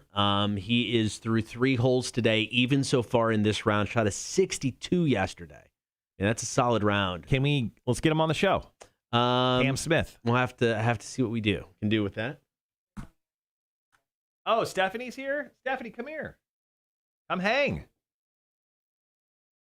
What's up? What's going on? Gabe says he knows you. Yeah, we've done events, or I've been a part of events where she's been having beer and talking beer and handing out stuff before. Nice. I'll pop on her mic real quick. Yep. We just got done with Are You Smarter Than a Community College Dropout trivia.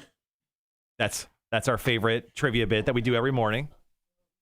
Are the glasses on your? Yes. Okay, I'll go grab them. Okay. How have you been? Good. How have you been? Good. Nice. Welcome. Thank you for coming in. Yeah. Appreciate it. No I like it. problem. Excited. Yeah, I don't know. This is pretty new for us. I was gonna say I saw something about that the other day, but yeah, I have not had it yet. I mean, is it is it an IPA? Mm-hmm. Okay, I like that. Yeah, it's just a light IPA. So it actually has flavor for I gotta a light watch beer. the weight. I'm okay with that. Yeah, I'm good with that. exactly. 120 calories. I'm down. Yep, that's exactly why we made it. Yeah, no, that's great. Yeah, we got to go up to Scofflaw when the Super Bowl was in Atlanta. We got to go up. So we went up for the Super Bowl, but then we went out to Scofflaw, and it was a really cool place. It's like one of those things because it's like when in my mind I'm like Scofflaw, they're just massive big place. You walk in, it's like, I mean, it's good. I mean, it's big by all means, but I expected this major thing. I'm like, this is even cooler now. Right. Them pumping out all of this beer kind of out of this, smaller, at least in my head, facility, and it's just like it was super cool. Super cool. Yeah, and we just opened another R&D brewery. Oh. About 1.5 miles down the street. Nice. So yeah, it's another. So how crazy do they get it? Crazy. Is it?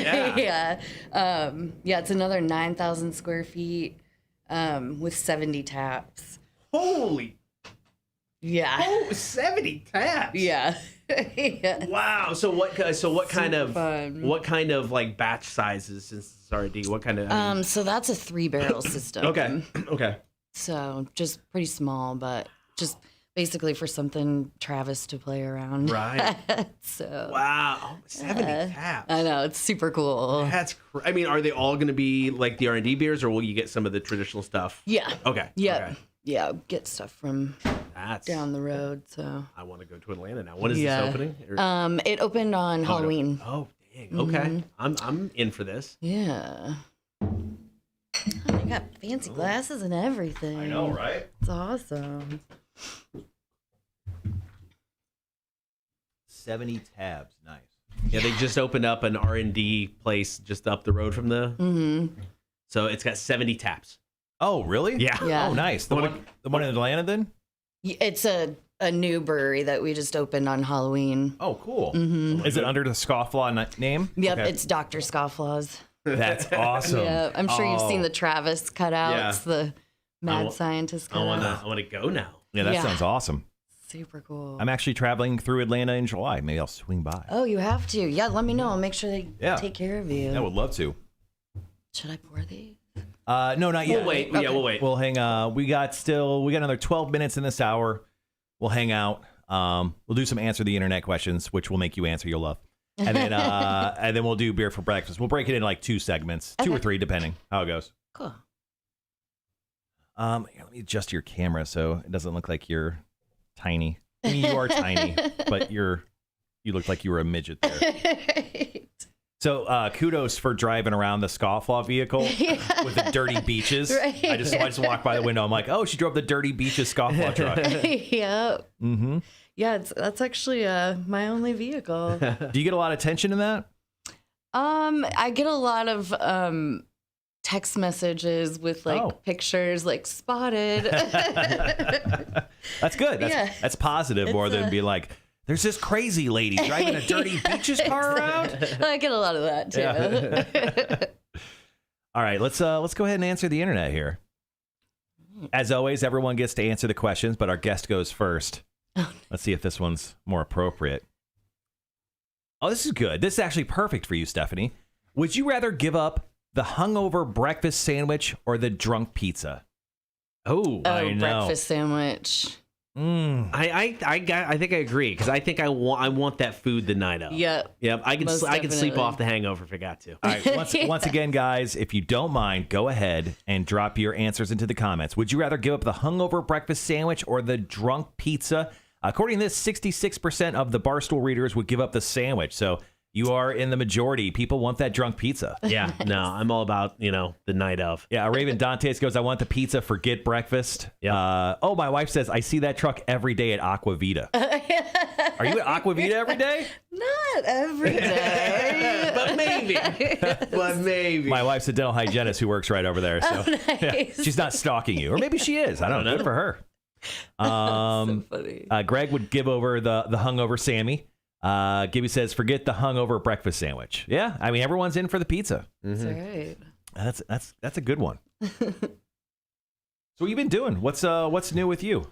Not much. Well, I mean, we're just cranking away, trying to make all sorts of good new beers, and we started distilling as well. So Oh yeah. What are you distilling? What's your is there like a certain spirit that you're going with? So we have Flippin' Bird brands, which is vodka and gin. Flipping Bird? Nice. Yeah. And then we also have All Nations bourbon. So we have a 6-year-old bourbon and an 11-year-old rye. Nice. Yeah. Interesting. Yeah. Huh. Rhett said he'd also give up the hungover sandwich. Give me some Sweet Melissa slice. Dude, I wish Sweet Melissa's. And it's What is it called now? It's not Sweet Melissa. It's not, Haze. okay, is it the same pizza or is it different? I don't know. I've only had Sweet Melissa's twice, and it did not make me feel good. Oh, really? So I love Sweet Melissa's, man. But I only went there a handful of times, but I did love Sweet Melissa's. Yeah. But no, I haven't been there since they switched over. Well, I think it's one of the only places that's open late. Yeah. I mean, because you could stumble out of any bar and you can just go down there and get a slice of pizza. This question's ridiculous. Hold on. Oh, this is a good one. I like this one. And as always, our guest will answer first. If you were dating a 10, but at night he turned into a hideous creature, like just think of Shrek, would you still date him? Probably, because I'm more about personality than anything. But I'm talking like nighttime. Let's just say 8 o'clock. 8 o'clock. Yeah, I mean a good 12 hours of the day, hideous creature. But during the daylight hours, smoking hot. I mean, that works. You're like, I work at night. It doesn't matter. Exactly. I'll be gone. Yeah. It's true. All right, guys. Once again, if you were dating a 10, but he or she turned into a hideous creature like Shrek or Fiona from Shrek, would you still date him or her? Drop your answers in the chat. I mean, was this something you learn early on in the process? They spring this on you later? Yeah, you know this the moment you spend the first night with them. Okay. So it's probably within like the first 4 or 5 dates. Right. Most people get busy within that time frame, if not earlier. Yeah, I mean, if the person's good, I don't care. It doesn't bother me.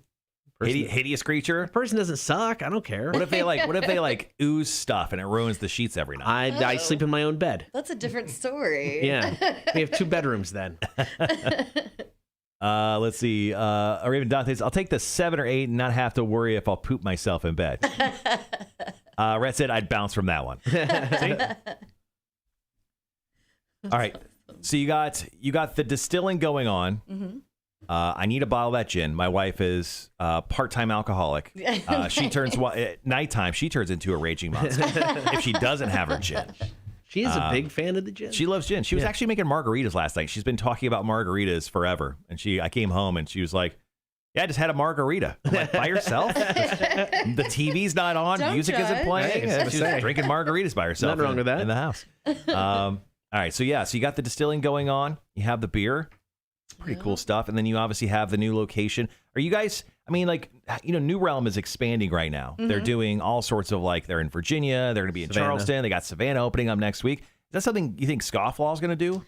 Yeah, we've definitely talked about it.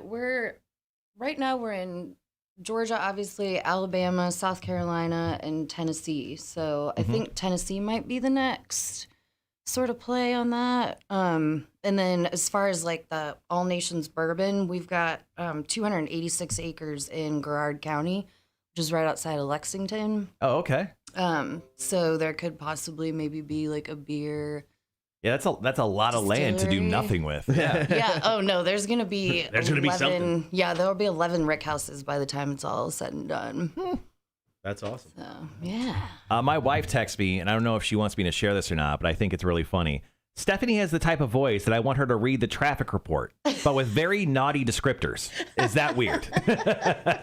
Kinda.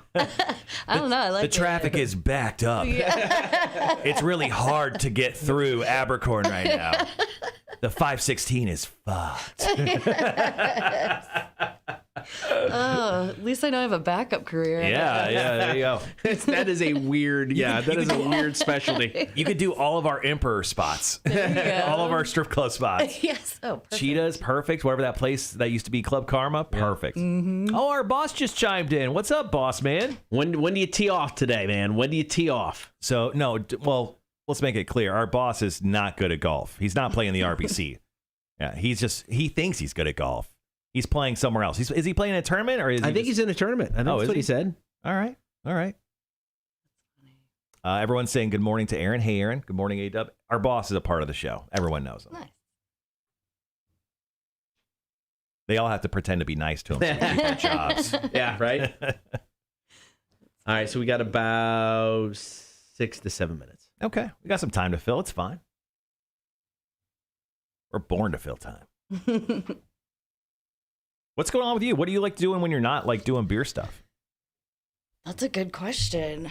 Do you have a life outside of beer? Always doing beer stuff. Well, the best part about it is that, it's like that old cliche. You never work a day in your life if you do what you love. Mhm. So, yeah, it's mostly all beer all the time. Nice. But yeah, kayak, go to the beach, camp, fish. Do you work, would you say you work traditional hours? Are you working 9 to 5 Monday through Friday? Or are you you're nope. No. Is this early in the morning? Did I get This you is up early? very All right. Yeah.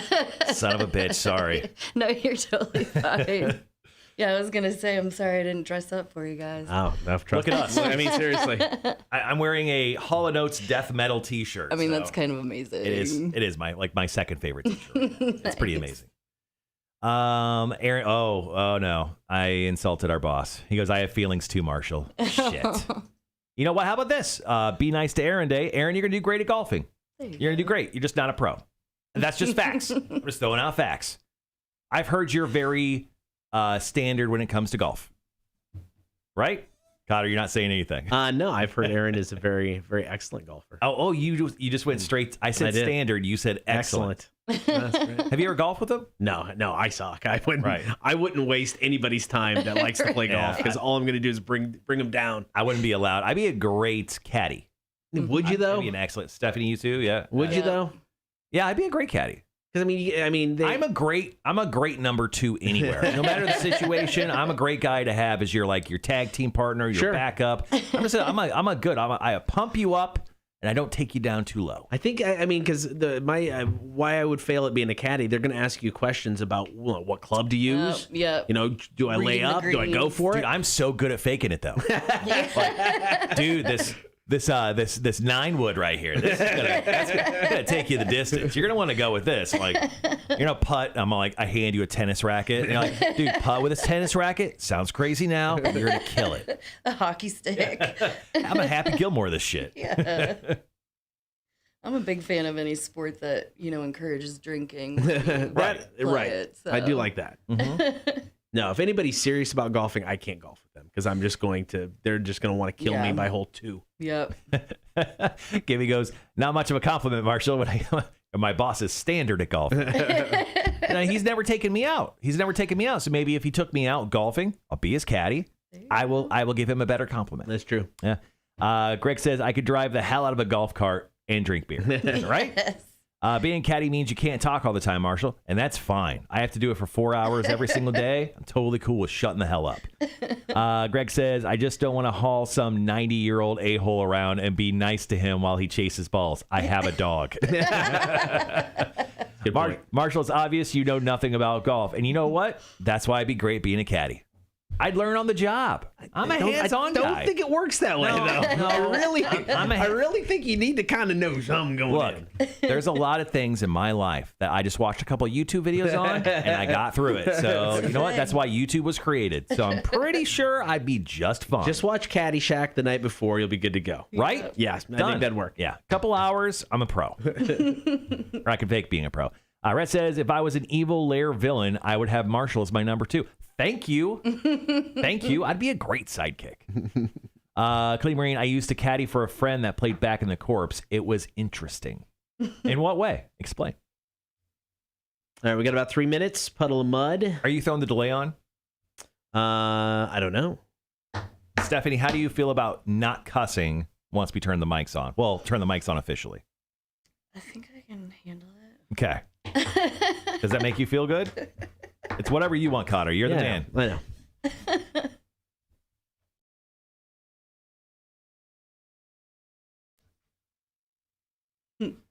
We're turning on the delay right now. Just in case. Not because we don't believe you. But we kind of don't. Right. I don't blame you. No, it just always makes me feel better. I'll get nervous.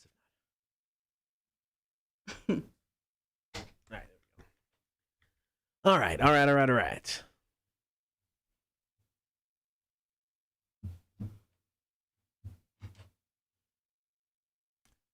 I fixed my washer circuit board from YouTube University. Yeah, you can learn a bunch. I cooked the motherboard on my TV because of YouTube, and you know what? It has worked for another 5 years. Happy Gilmore's caddy was a homeless guy, so you do fit that bill. Yeah, that's true. Do you need to stay in my van? Maybe. Got a place to stay, man. Quite possibly. I actually learned a lot about what clubs were good when and got used to them, helped at the right times when I was being a caddy. I wasn't good at golf myself, but good at helping his game. See? Easy.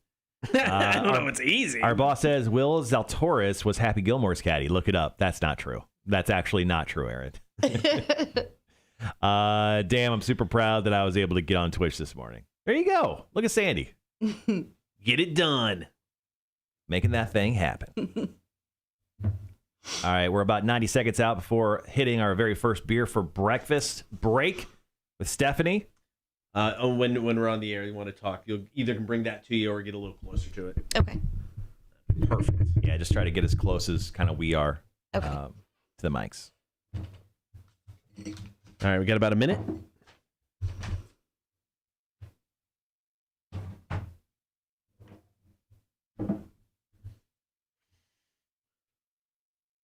I remember that release. That was a long time ago. Yeah, it was, what beer did that come out with? That might have been the Belgian. Oh, the knocking on heaven's door one? Yeah, that might have been that I think one. that was, maybe that was, it was this, it wasn't the last one, it was the second to last one.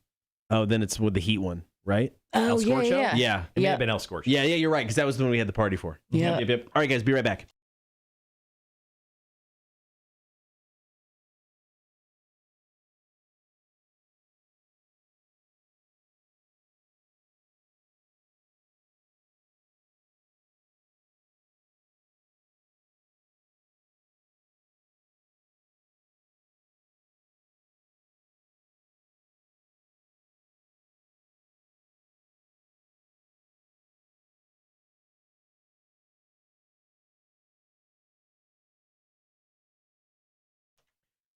Good morning. It is the Cotter and Marshall Show. Be sure to get the stream, Facebook, YouTube, and Twitch. While you're there, like, follow, and subscribe. Right now, it is time for Beer for Breakfast. It is brought to you by Coach's Corner in Thunderbolt this weekend.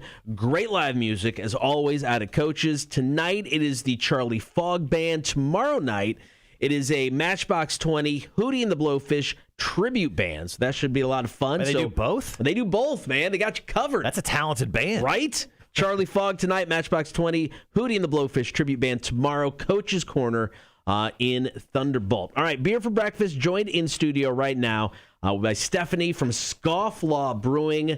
Good morning. Good morning. We got you up early, but it's to talk beer, so it's always a good thing. For sure. Let's talk with Scofflaw. I mean, how long have you been there now? So I've been with the company for 2 years. Okay. But we just celebrated 4 years in September. It's only been 4? It's only been 4 years. It seems like you guys have been around forever. I know. Yeah, we actually stopped by Scofflaw Brewing when we went to Super Bowl. go cover the Super Bowl a couple of years ago in Atlanta. And boy, that was a good time. We Yes. actually, when we went in there, a beer rep from Savannah just happened to be in there. He bought us our first couple beers. Yeah, it was great. A random occurrence, Kurt. So now that we've come into the idea that every time we go to Scofflaw, we get free beers, I just expect it for life now that I know you. Yeah, of course. So I'm making that call every single time. No problem. So That's what I'm here for. You guys got the main brewery, but you just mentioned back Halloween, you opened up a separate R&D facility. Yes. So that's called Dr. Scofflaw's. That's awesome. And it's at a mixed use sort of complex, which is 1.5 miles down the road from the main brewery. Right. So that's another 9,000 square feet. Dang. 70 taps. That's so many taps. How do you have enough? That's too much beer. I mean, Travis needs something to do, so That's so much to do. yes. It's ridiculous. What's the in your opinion anyway? What do you think's the weirdest beer they've done there? Because I mean, with 70 taps, you got to imagine he's going, what do I have around the house? What can I throw in this beer? Right. Gosh, that's a good question. I mean, everything that we do isn't. I'm trying to think of anything weird, Right. but I mean, we just use like a lot of different adjuncts. Sure. Yeah. So we'll take like basement, Yeah. add pineapple juice to Right. it. But I'm sure he's got some tricks up his sleeve. We just came out with a pineapple mango strawberry sour. Oh, that sounds fantastic. That is a little bit weird. That sounds but- like it could go great with like garlic parm wings. And also, I'm really, really craving garlic parm wings. I don't know why that popped into my head. Well, you say you've been with Scofflaw for 2 years now. We've been to the facility. We had a great time there. I had a question. I completely lost it as I was filling time there. More importantly, what beers did you bring for us today? So I brought our Pog Basement, which is our flagship beer basement, but we just add passion fruit, orange, and guava juice to Love it. that. Damn. And then I brought the new Basement Light. I've never even heard of that one before. Yeah, we just came out with it. So that's like I see a calorie count on the front. So that's kind of supposed to be your like lower calorie, Yes. like wink, wink, come drink me beer. Yes, If you want to yeah. stay skinny. Yeah. Well, I'm excited about that because I'm back into IPAs again, and if I could find a really good lower calorie IPA, Yeah. yes, please. Yeah, like a slug, like I can slug them crushable beer Yes. all day. That would be awesome. Yeah, and it's only 4%. So I like that. it's That's an all day beer. That it is an all day long it's a beer. It's a beach beer for sure. It very well could be. All right, so do we want to try one now? Do you want to wait for break? I say we crack one open. All right, man. let's Beer for do breakfast. it. All right, let's do this. All right, let's start off with the Pog, the passion fruit, orange, guava. Guava. And what is this? It comes in at 7.5% alcohol. Yeah, so that's kind of our jam. Like we make higher alcohol IPAs. Is Right. A little bit of our specialty. You guys don't mess around. No. Our head brewer, Travis Herman, he drinks Double Jeopardy like it's going out of style.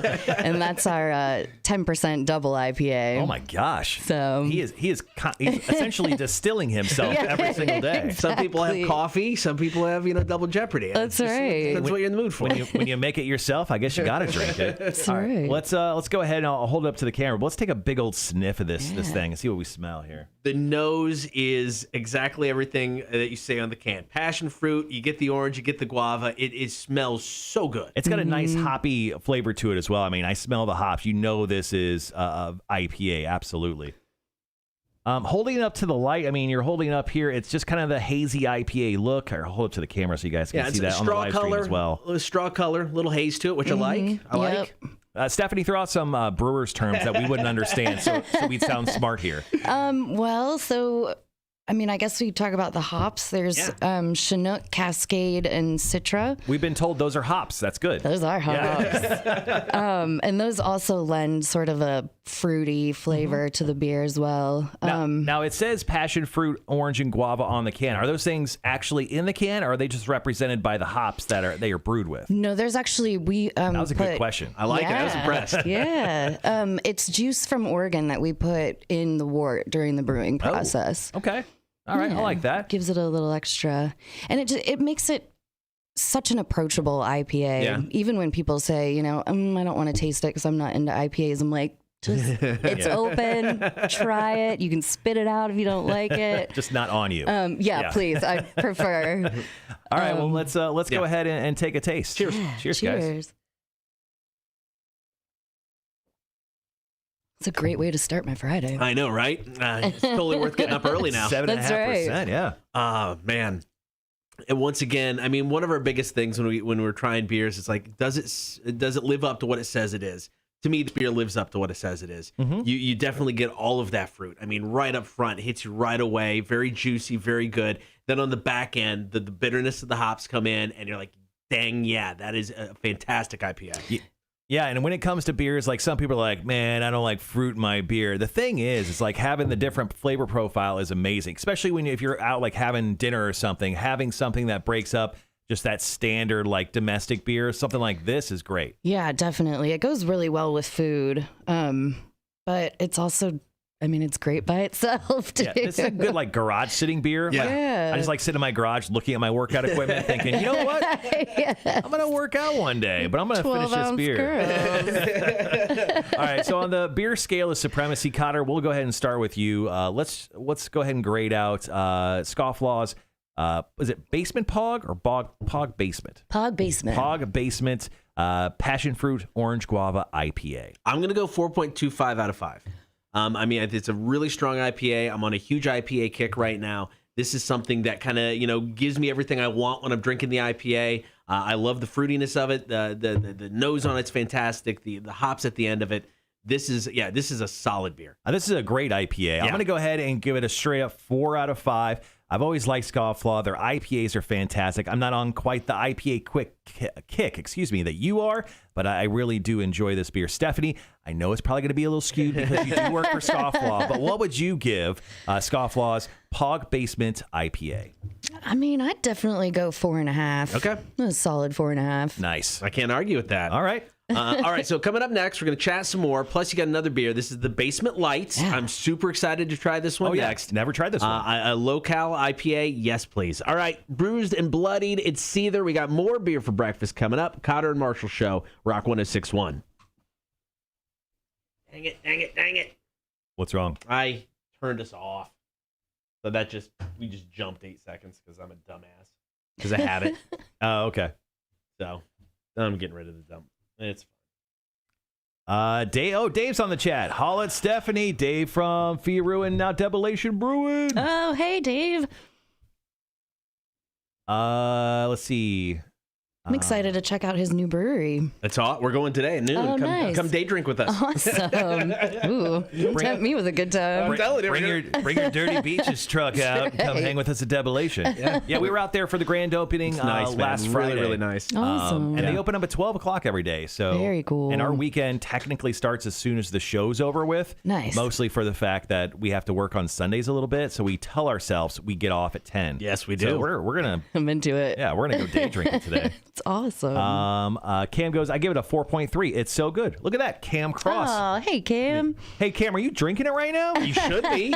Drink along with us. Yeah, you can't just grade it out and not drink it. He's like, I've had enough. Trust me. I know this beer. Kim's awesome. Dave says bring Steph. we can't make her. It'd be, I think that's kidnapping. But we will encourage. We're Yes. highly encouraging you I to want come to to. Debolation Brewing Company in Richmond Hill, 822 Longwood Drive Avenue. One of them. You'll find it. Well, it's good. Come hang out. Awesome. Dave says we're brewing now. Ooh. Ooh, how about this? Turn up whatever you're listening to, like the radio or whatever. Put it up to the vessel you're brewing. It's kind of like playing music for a baby. Right. And see if our sexy voices Yeah. change the beer. All right. Maybe the beer will become sexier. There All right. you I kind of go. like this. Or it'll come out terrible. I'm not for sure. This is really skunky. Yeah. What happened? This beer tastes like regret. What? Is there a long mullet hair in there? Why do Oh I my hate God, I just myself pulled after out one of drinking my- this beer? Oh, I gotta do that again? Nope. That was perfect, actually. That was great timing. That's awesome. Sorry, guys. I have to drink the rest of this Yeah, beer. we got another one to try. Yeah, it'd be a shame if I didn't. All right, we got about a minute. The best part about this, the can glows in the dark. Are you serious? Oh, that is awesome. That is awesome. Oh, you'll want to pull the tape off the button so it doesn't burn out. Yeah, that's probably true. Yeah. We're not taking calls today. We're done. Yeah, we're not taking calls for the rest of the show. All right, about 45 seconds. All right, got a nice little healthy crew hanging out with us today. Yeah. All right, so we'll hang out. Ooh, I'll bring that closer to you Yeah, so you can. thank you. Thank you for pouring our Yes, beers. thank you. Yes. Thank you for bringing beer also. Yeah. This is Anytime. amazing. And then we'll Thank you. before you jump out today, we're gonna have you sign the wall. So the wall behind me, you get to sign the wall, and then we'll have Picture. you. We'll take a picture with you, and we'll put it up on our Instas. So fun. We can follow each other if you want. No Yes, big deal. Please. All right, guys, be right back.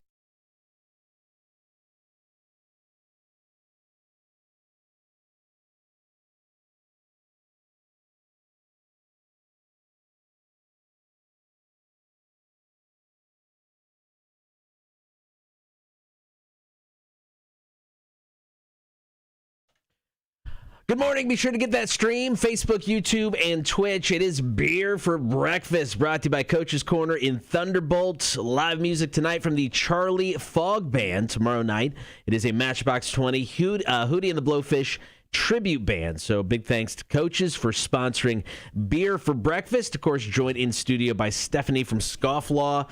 The Pog was fantastic. Can't wait to try this next one. We got the Basement Light. It is a low-cal IPA. We've already got some beer poured. And now the can looks great. So the Basement Light, it is literally like an old school light that you'd find when you go down into a basement. You say it glows in the dark, right? Yeah, this is what it looks like in the. That's great. Let me see that real quick. So I just sure. held the can up to our live stream. Uh-oh. There we go. I held the can up to the live stream, but that's what it actually looks like. Stephanie has a picture on her phone that I'm holding up to the live stream. What it looks like as it glows in the dark. It's pretty awesome. Yeah, I love creative can art or ideas, and I don't think I've ever seen one that glows in the dark. Right. I mean, that's just genius idea. I think that makes the beer better somehow. I think it does. It's easier to find in the dark. All right. So, Stephanie, go ahead and explain what Basement Light is for everyone. Sure. So, the owner of our brewery, Matt Shira, Basement is his favorite beer, and he was getting a little pooch in the belly. So he said to Travis, "Listen, I need you to make me a light beer." Travis said, "Awesome." So they just, it's basically everything that Basement is. You've got your good like hop profiles to it, just a little bit less malt, only 120 calories Right. and 4% ABV. It's pretty awesome. Now, is this widely available? I haven't seen this in stores yet. Okay. Yeah. Hey, I just haven't been looking for it. Yeah. Now you know. Now you know. I'm terrible at this. All right. Well, let's go ahead and start with the smell test as we always do for the beer review that we do. It still has a nice nose on it. I mean, I think it's like the beer itself, lighter than you're probably going to get from the normal Basement IPA, but you can still get a little bit of the fruitiness and then definitely a little bit of the hops to it. Yeah, it smells like diet beer. Holding it up to the light and actually holding it up to the live stream right now. It is that golden light color. Almost no carbonation all running through it, which is absolutely fine by me. Actually, I think we have a great new tagline.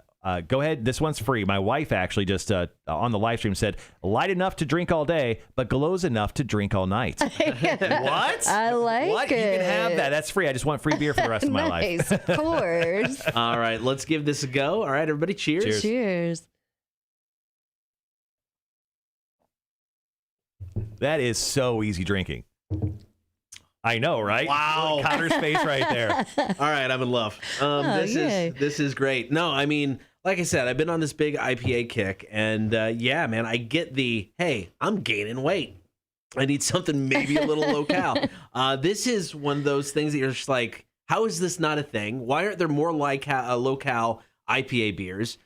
This is good, man. Actually, someone on the stream goes, diet beer sounds great, and love the glow in the dark can idea. So there you go. I mean, it's people are already loving this thing. We're just bringing it to the light, quite literally. Yeah. So let's go ahead and grade this thing out, guys. So on the beer scale of supremacy, Cotter, we'll start with you as we do. Scofflaw Brewing's Basement Light, 120 calories, coming at 4% alcohol. Cotter, what do you give this on the scale of supremacy? So, I mean, this is weird because normally when you try a beer, you have, a range, you have something to base it on. It's like, Sure. all right, I'm going to compare it to this, going to compare it to that.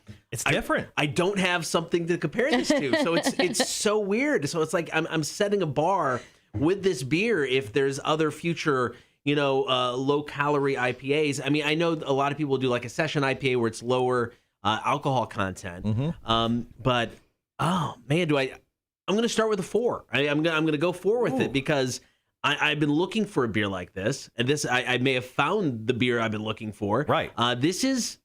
It's what I would want out of a local IPA. Because it's so unique. Yeah, you are right. You don't want to grade it too high. Right. Because you don't know where the ceiling is. You Don't know yet. You just don't know. It's weird. And here's the thing. Technically, it's the basement because it's basement light. But it definitely doesn't belong in the basement. This belongs in the light. See what I did there? But more importantly, this is a really solid beer. Yeah. A great low-calorie choice. A beach beer, for sure. I mean, it should be absolutely drank exclusively at beach-like locations, whether it be your pool or a kiddie pool or the beach itself. I'm going to go ahead and give this a very comfortable, very unsandy, not sandy from the stream, but sandy like the beaches. I'm going to give this a 3.5. This is a solid beer to go out and have a drink with anywhere in the sun. All right, Stephanie, it is your turn to judge the beer. I mean, if you're comparing it to other light beers, just like in general, That's a different world altogether if you're going there. true. 100% agree. then it gets a 5. Right. Then it gets a 5. Right, I get that. Again, I would go solid 4.5. Yeah, I mean, I can't argue with that. Honestly, it is a really great, smooth drinking beer. On the chat real quick, someone asked, where can I get it? So where can people buy Basement Light? Habersham, Okay. Gannams, Whole Foods. Okay. Perfect. Yeah, so anywhere. Plenty of options. Yeah, Charles, who we call affectionately Big Sexy, he goes, some of us are a little weight conscious. So, Big Sexy, this one's definitely for you. So go out and grab this. Yeah, that's why we made it. All right, so do you guys got anything coming up just within the next, I don't know, a little bit here locally or beer-wise, event-wise, anything we can look for? We just did an adult Easter egg hunt up at the brewery. That's awesome. No pants, huh? Oh, wait. Beer. Oh, okay. Pants off, dance off. Gosh, I'm trying to think. I'm not really sure of any events Okay. At the brewery, but I believe today, so Dr. Scofflaw's, like I was mentioning, Right. is part of this like mixed use community, and they're opening the Chattahoochee Food Hall, which is like right next door to the brewery. So you can go and drink and eat, and it's almost like a Ponce City Market sort of vibe. Yes. So definitely, if you're in the Atlanta area, you have to check out the brewery, but Definitely. Dr. Scofflaw. Dr. Scofflaw. We got to go, man. This is ridiculous. We got to go. I've got to show up. I got to spend. I got to go see a Braves game, watch them lose. There you out go. of respect, and then I have to spend a day at Scofflaw crying. And Dr. Scofflaw's then eating and sobering up. Right. And then crying and drinking more beer. Yeah, perfect. Sounds like a weekend. You got 70 taps to get through, man. Start early. All right, Stephanie, thank you so much for stopping by. Thanks for having me. Thank you for the beer. You're welcome anytime for Beer for Love Breakfast. it. This was fantastic. Beer for Breakfast. It is brought to you by Coach's Corner in Thunderbolt. Once again, Charlie Fogg Band tonight. Matchbox 20, Hootie and the Blowfish tribute band tomorrow night. So we've got Marshall's Music News coming up. We're going to wrap up the show in a bit. Cotter and Marshall, Rock 106.1. That was awesome, Stephanie. Thank you. Thank you guys. Was it as bad as you thought? Was it better? It was better. I was super nervous. On a scale of 1 to 10, how great are we? An 11. Yes! We needed that. Yeah, we needed that. It's been a long morning looking at each other. Awesome. So I'm gonna go grab someone to take a picture. Have you signed the wall? Sign the wall with the chalk. Awesome. Sorry, guys. We're gonna have her sign the wall, take a picture. So. Ooh, look at where I sit in my camera and put it somewhere in there. Okay. There's the wall. There's the wall for people who haven't seen it.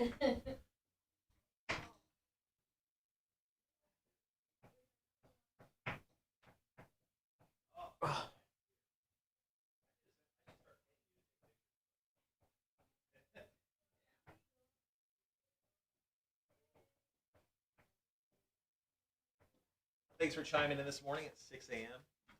I had to use the bathroom. What can I say? All right, we have Mac here. Stephanie, this is Mac. Mac, this is Stephanie. Hi, how are you? You too. Mac has become our official show photographer. Yeah, she just Love it. You can tell she does too. All right, I always do arms crossed. So that's how I go. If you want to go hardcore, throw up some gang signs or whatever. That's just what we'll do. Oh, that's perfect.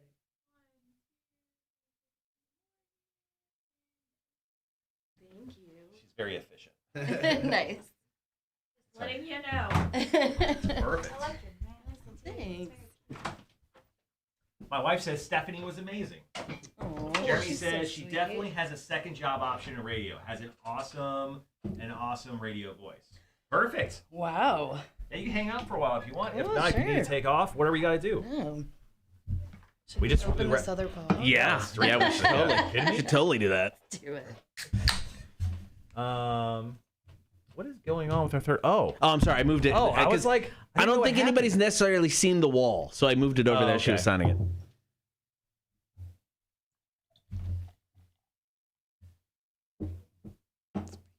Perfect. Thank you. Aaron says, agreed, Jeremy. She sounded great. Yeah. Look at that. Look at all the compliments. No one gets compliments, especially us. No, we don't get any. So the adult Easter egg hunt. Tell me a little bit about it. What happened that day? I Did didn't it get get to crazy? go. Oh no! Oh, you didn't get to go? No, I didn't. You're based here in Savannah, right? Yeah. How much do you get over to Atlanta? Well, since the pandemic, There's still people in the streams. Oh, right on. Yeah. Not as much as I was before, but like once every other month. Oh, okay. Mm-hmm. So essentially, you're just like, it's like divorced parents, and you get like every other month you just show up for a weekend. You're like, Mommy. Basically, Love me. I have to reintroduce myself to everybody at the brewery. Everyone just looks at you weird, like, who's this lady? She looks familiar. Who's this girl going in the keg cooler? Is her name Ann? What is it again? Stephanie. All right. Where did this riffraff come from? What story are you doing first, Marshall? That's a really good question. I honestly forgot what my stories were. Offspring, I've got the story. Ramones, and I don't remember what the third one was. We did the Ramones song earlier, so we could yeah. leave that one for last. Let's do Ramones last, and then Okay. I've got Green Jelly. Do we have a Green Jelly song? If so, we'll go Green Jelly. We'll have Three Little Pigs. Yeah. Yeah, let's do Green Jelly, then we'll do Offspring, and then wrap up with Joey Ramone's story. That's right, guys. Coming up in just mere moments, Green Jellies. They were Three Little Pigs. They were called Green Jello for a minute. Initially, yes. Yeah. And they got sued. Do you remember them? Yeah, I do. Yeah. So Then they they're got back, sued. which Wow. is insane. And they came back in the biggest way possible. Because they were warlike, right? They wore outfits? I believe so. Yeah. Yeah. They were crazy. So they had it was 1993 when Three Little Pigs came out. Damn. If you want to feel old, which I do. And so they have a new album, and it's the first one since 2009. So it's been 12-ish Wow. years. They're still Green Jelly, right? They're Green Jelly, yes. Okay. They have like the umlauts over Yeah. the Y. Yeah. Because why not? All right, so yeah, we're gonna play Three Little Pigs. We play this like every 3 years, once every 3 years. Gibby, please, as a show historian, please mark that down. Green Jelly played April 16th, 2021. That's awesome. Yeah, we'll do Green Jelly here. Let's see. Let me read the story again to remind myself. Where are they from? That's a great I have question. No idea. I mean, yeah, it was just such a one-hit wonder novelty thing, and So funny. If you can get the song next week, I'd love to have Hefe choose or just us play it. if I can find it, yeah. So Green Jelly's new song is entitled Punk Rock Pope. And the guest artists that they have on the album are so good. Really? They're so good. I'm not going to tell you now. I'm going to wait till we're on the air, but the artists are outstanding. Okay, so My wife loves it when I say that. So the lead singer, so the band here, these pictures definitely not. I thought they dressed up like Gore, or Gore-like, but definitely not in these photos. But there are people in these huge masks standing behind them, and I don't quite know what's going on there. Maybe that's the Three Little Pigs story. They act it out when they perform it, possibly. Because look at that, there's pigs. I don't know, but it's just like a bald dude. So his name is Bill. Wait for it, Manspeaker. Manspeaker? Manspeaker. All right. I Why not? Straight up Manspeaker. Can't make that up. Yeah. Outstanding stuff. I remember that album cover for sure. Mm-hmm. How much time we got? Minute 45. Oh, perfect. So what are you doing for the rest of the day? I know you're probably not going to come day drink with us, which you should. I'm going to. We started her. It's like Peer pressure. You can't start this engine and just tell me to turn it off. Exactly. Do you have to technically work today? Are you technically working today or not? Fridays are my admin days. Oh, okay. Paperwork. So- Yeah. My boss just he texted me with some admin work, but I just replied, okay, and I'm not going to do it. You know, he's probably still listening. That's fine. Okay. He asked me to look up into a ticketing service. Okay. And I know a few that I can find for him. That won't take me too long to kind of work out. So I'm just going to do it over the weekend. There I'm going to you do it on go. Sunday. Yes. Yeah. You know, I'm going to pray to Jesus, and then I'm going to find out that ticketing issue that he wants me to figure out, and we will get going. It'll be Nice. great. Sounds like a plan. Yeah. Yeah, but I've got an admin day as well today, where I'll be adminning a lot at Debolation Brewing Company, probably between the hours of noon and let's just say 2. Yeah, let's I just think say that's 2 fair. hours. Yeah. Yeah. And then after that, it's really just a free for all. Gotta support Dave. Yeah. Dave's a great guy. He is. He's a weirdo, but he's a great guy. Got about 30 seconds. I love Dave. He's a great brewer too. And that's the thing is, like, I know he homebrewed for the longest time before he opened up Yeah. Debolation Brewing Company. And when I talked to him, like, he did all sorts of crazy stuff, like chocolate mint stouts. I know he's doing a habanero mango Yeah. Yeah, lager. that's like his I want to say that's like one of his like signature Okay. beers. All right, guys, got about 7 seconds. Be right back.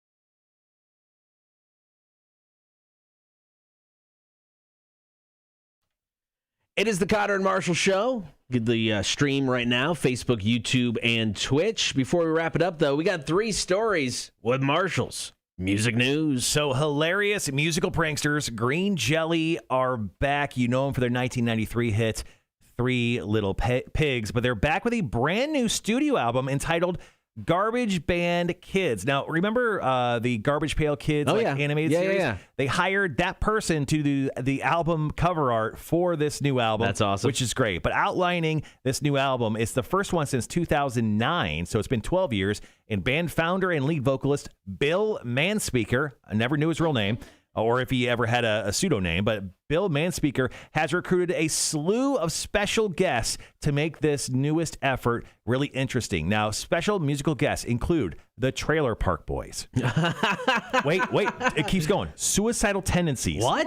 Fishbone, The Dwarfs, Pile Driver, Hacksaw Jim Duggan. Yes. What's he going to do? Just say, oh. I think he got it. Sing. Exactly. Kitty is also on this album. And wait for it.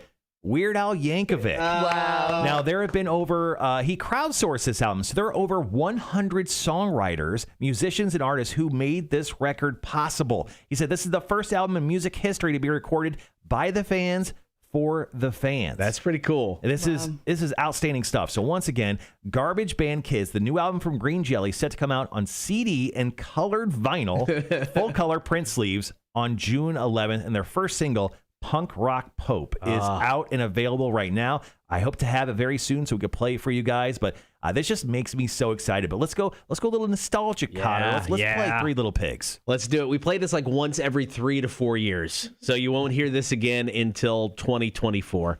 It's Green Jelly, Three Little Pigs, Rock 106.1. It's a jam, dude. Dude, I love this song. It's an absolute jam. I mean, I was in 93, senior in high school when this came out. And this junior, senior, depending on when it was released. So heck yeah, man. Yeah, it slaps. Oh, our boss showed up. He goes, Marshall, I'm still here. I've already looked at E-Tix and Eventbrite. Yeah, I'm still here, Marshall. I get it, man. I get it. Don't worry. I will work constantly. All right. Yeah, I think the weekend should be fun. My wife is doing a terrarium class at Southbound. They're doing that. So I'm going to drive her back and forth from that, being a good husband, so she can have some drinks. And then Sunday's just laundry day. So Sunday I'm very religious in the fact that I don't like leaving my house. Right. I don't like to leave my property. If I do it, it has to be between the hours of like 8 and 11, and that's just to get breakfast, and I must immediately bring it home. I can't eat out anywhere. I like to serve the hungover Jesus on my couch in my house. Nice. So. Cotter can attest to this. Cotter has asked me out to go drink, do whatever on multiple Sundays. I'm like, he won't do it. It won't come out. Sunday's my day. I've sat at Hop Atomica by myself a couple times. Like, dude, you're at Hop Atomica. Come on out. I am a cave troll on Sundays, man. I'm sorry. It's just like my routine. It's just like No, that's perfect. I'm out all the time. I do all sorts of crazy stuff. It's just like on Sundays, I pray to the porcelain bowl. Most days. Yeah, I don't really go out on the weekends. Yeah. I'm in bars all day, every day. Right. I get that. What's your favorite place? If you don't want to share it, I get it. But what's your favorite place to go when you're not working to just drink a casual beer, ball cap on, don't want to be bothered? Is there a your spot? wife called me out. Aquavita. Oh, shit. Now we know why the car's there every day. But not every day. Yeah. No, it's just such a little hidden gem. I mean, I live, like a half a mile from there, and Oh, sure, yeah. it's I call it my safe place because nobody's gonna ask me to work or do anything. I can just go there and drink, and nobody judges me. So. I've never been there. It's in the medical district. So like essentially everyone who walks in has scrubs. So like there's all the dentist places. There's the hospital there. So apparently they're huge into helping out and doing drink specials for like medical staff. So where's it? Kayak Cafe area? Yeah. Okay. Yeah, it's just like a block. It's like a block off. Oh, okay. Yeah. Would that be north, I guess? Aaron still says he's still here. Okay, Aaron, I get it. You're still here. I'll work, bro. I'll work. My wife says it's very nice and clean. Yeah, Aquavita is kind of a weird spot because like it's not really on a main drag. Okay. It's kind of like in this like strip mallish type of thing. And then like you think of the name like Aquavita, you're like, oh, I just go in there and get like a juice cleanse. Or like they're trying to like stick an IV in me because I got too drunk. But it's just a bar. And I heard it's great. I've never been inside, but my wife goes there for happy hour sometimes. Oh, it's fantastic. Yeah, that Black Rabbit and the Wormhole are kind of my safe places, if you will. I love the Wormhole. I especially pre-pandemic, I was going there quite a bit. I really like the Tiki place and the place you keep talking. Waterwitch. I haven't been yet. I want to go. I love going in there and jamming a couple drinks because they always do like classic movies on their screen. So like they always have like Jaws or Ghostbusters or Goonies or something stupid on the screens in there. Yeah. So I always sit at the bar and like the bartender's always different. I never had the same guy, but I went in there I think on Christmas Eve. And I met an old man named Carl. And I just hung out with him like all night. That's awesome. Life. Yeah. He told the like saddest stories from Kansas City. His wife passed away a decade ago, but he just like chooses a new city every year and he just goes and visits by himself, and it's wild. That's awesome. Oh, Lone Wolf's another safe place. Once again, haven't been there either. Dude, I love Seriously? Lone I know. What? I know. And Lone Wolf is like a block away from Green Truck. Okay. Yeah, it's real close. And then I actually went and visited. I was out at Tybee in December, and I went to Seawolf, which is their sister bar. Yeah. Same vibe. I mean, it feels a little bit nicer, oddly enough, in Seawolf. They're like a bit classier. They still make great cocktails out there. Yeah. Great cocktails, and their food is amazing. I didn't eat. I was an alcoholic that day. Right. I think at the end of the night, I ate chocolate pretzels. So if you want to know how I know. Yeah. Good. Yeah, from the gas station instead I mean, of. I had combos for dinner last night, so Nice. there's no judgment. That's some grown-up shit right there. What story did we say we're doing next? The Offspring. Offspring, gotcha. New album's out today. I'm just going to talk about the new album and then about how they almost named their album Chinese Democracy. Dude, it's so good. I read that story and I'm like, that is so ridiculous. It's so awesome.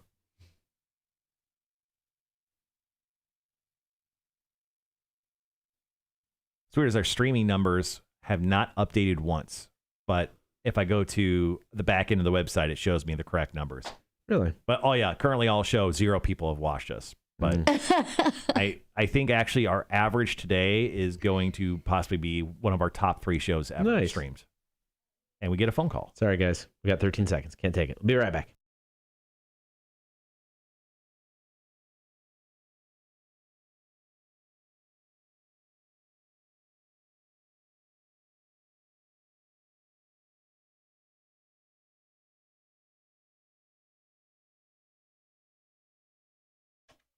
Just hanging out here on a Friday, Cotter and Marshall Show. Thank you for being part of it, both on the air and on the stream. Stream, Facebook, YouTube, and Twitch. Right now, one more story to go with 2 more stories. 2 more, yeah. Number 2. Yeah, we're taking a deuce. Marshall's music news. All right, so today is the day. If you love The Offspring, then you're going to love this fact because Let the Bad Times Roll has officially come out. Now, it marks yet another record not titled Chinese Democracy for the bands. There's a story behind it. Of course, they tried to steal it from Guns N' Roses in the early 2000s. Now, in 2003, Axl Rose has been working on the GNR follow-up to Use Your Illusion 1 and 2 for the better part of a decade. It took forever for Chinese Democracy to come out. It eventually came out in 2008 after he spent upwards of $13 million to record it. Now, Dexter Holland, lead singer of The Offspring, said, when the record's coming together, you try to seriously think of a title for like 10 minutes. And then everyone in the band jokes around for like the next 2 hours with ideas. And like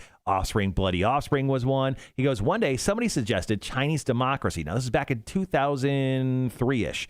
And he goes, everyone couldn't stop laughing about Chinese Democracy because that was just an ongoing joke. I mean, Axl Rose said the next album from GNR was going to be Chinese Democracy, and it took like 15 years to come out. Well, The Offspring put out a press release announcing Chinese Democracy as the title of their new 7th album, which will be later titled Splinter, because they were just making a joke. They put out a fake press release. And Holland said in that press release, Dexter Holland, he said, you snooze, you lose. He goes, Axl ripped off my braids, so I'm ripping off his album title. In reality, The Offspring only sent out that press release once again as a joke, but Axl Rose, not exactly happy with it, he sent a cease and desist letter the next day. Now, once again, they wound up calling their 7th album Splinter, and they put out, now with this new album out today, 3 albums since, none of them called Chinese Democracy. But if The Offspring ever put out one final album, they got to do it. Damn it, I hope they do it. I hope they do it.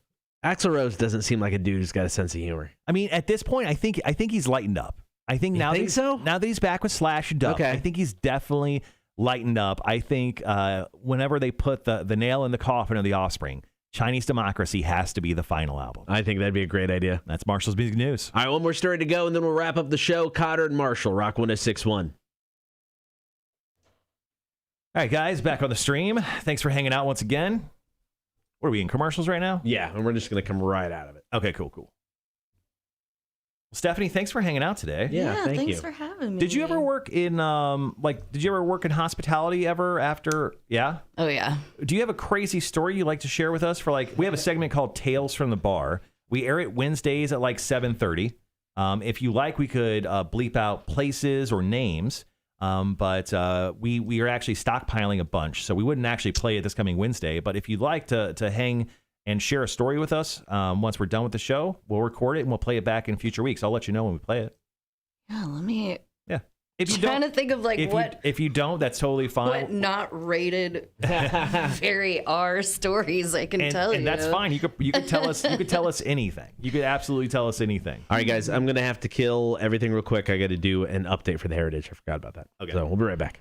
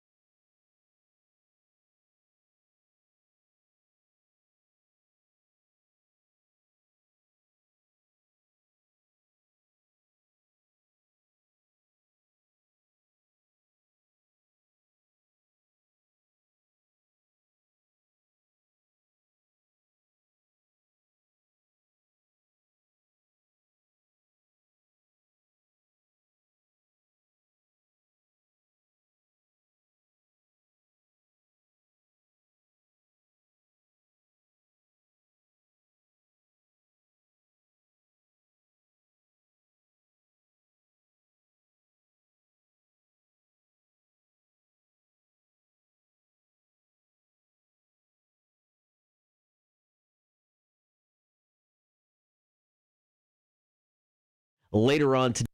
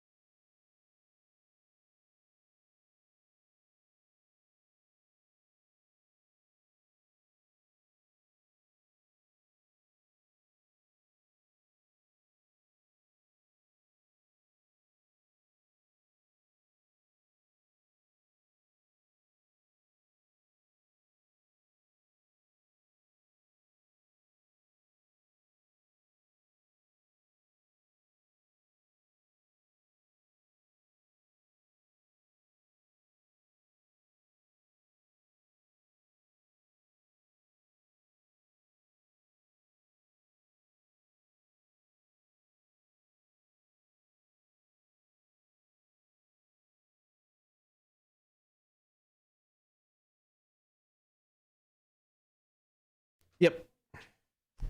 Check. All right. All right, guys, back on the stream. We're going to go back on there here in like 20 seconds. Last story of the day is going to be this is it. Pete Davidson of Saturday Night Live. He's been hired to become Joey Ramone for an upcoming thing. Be right back.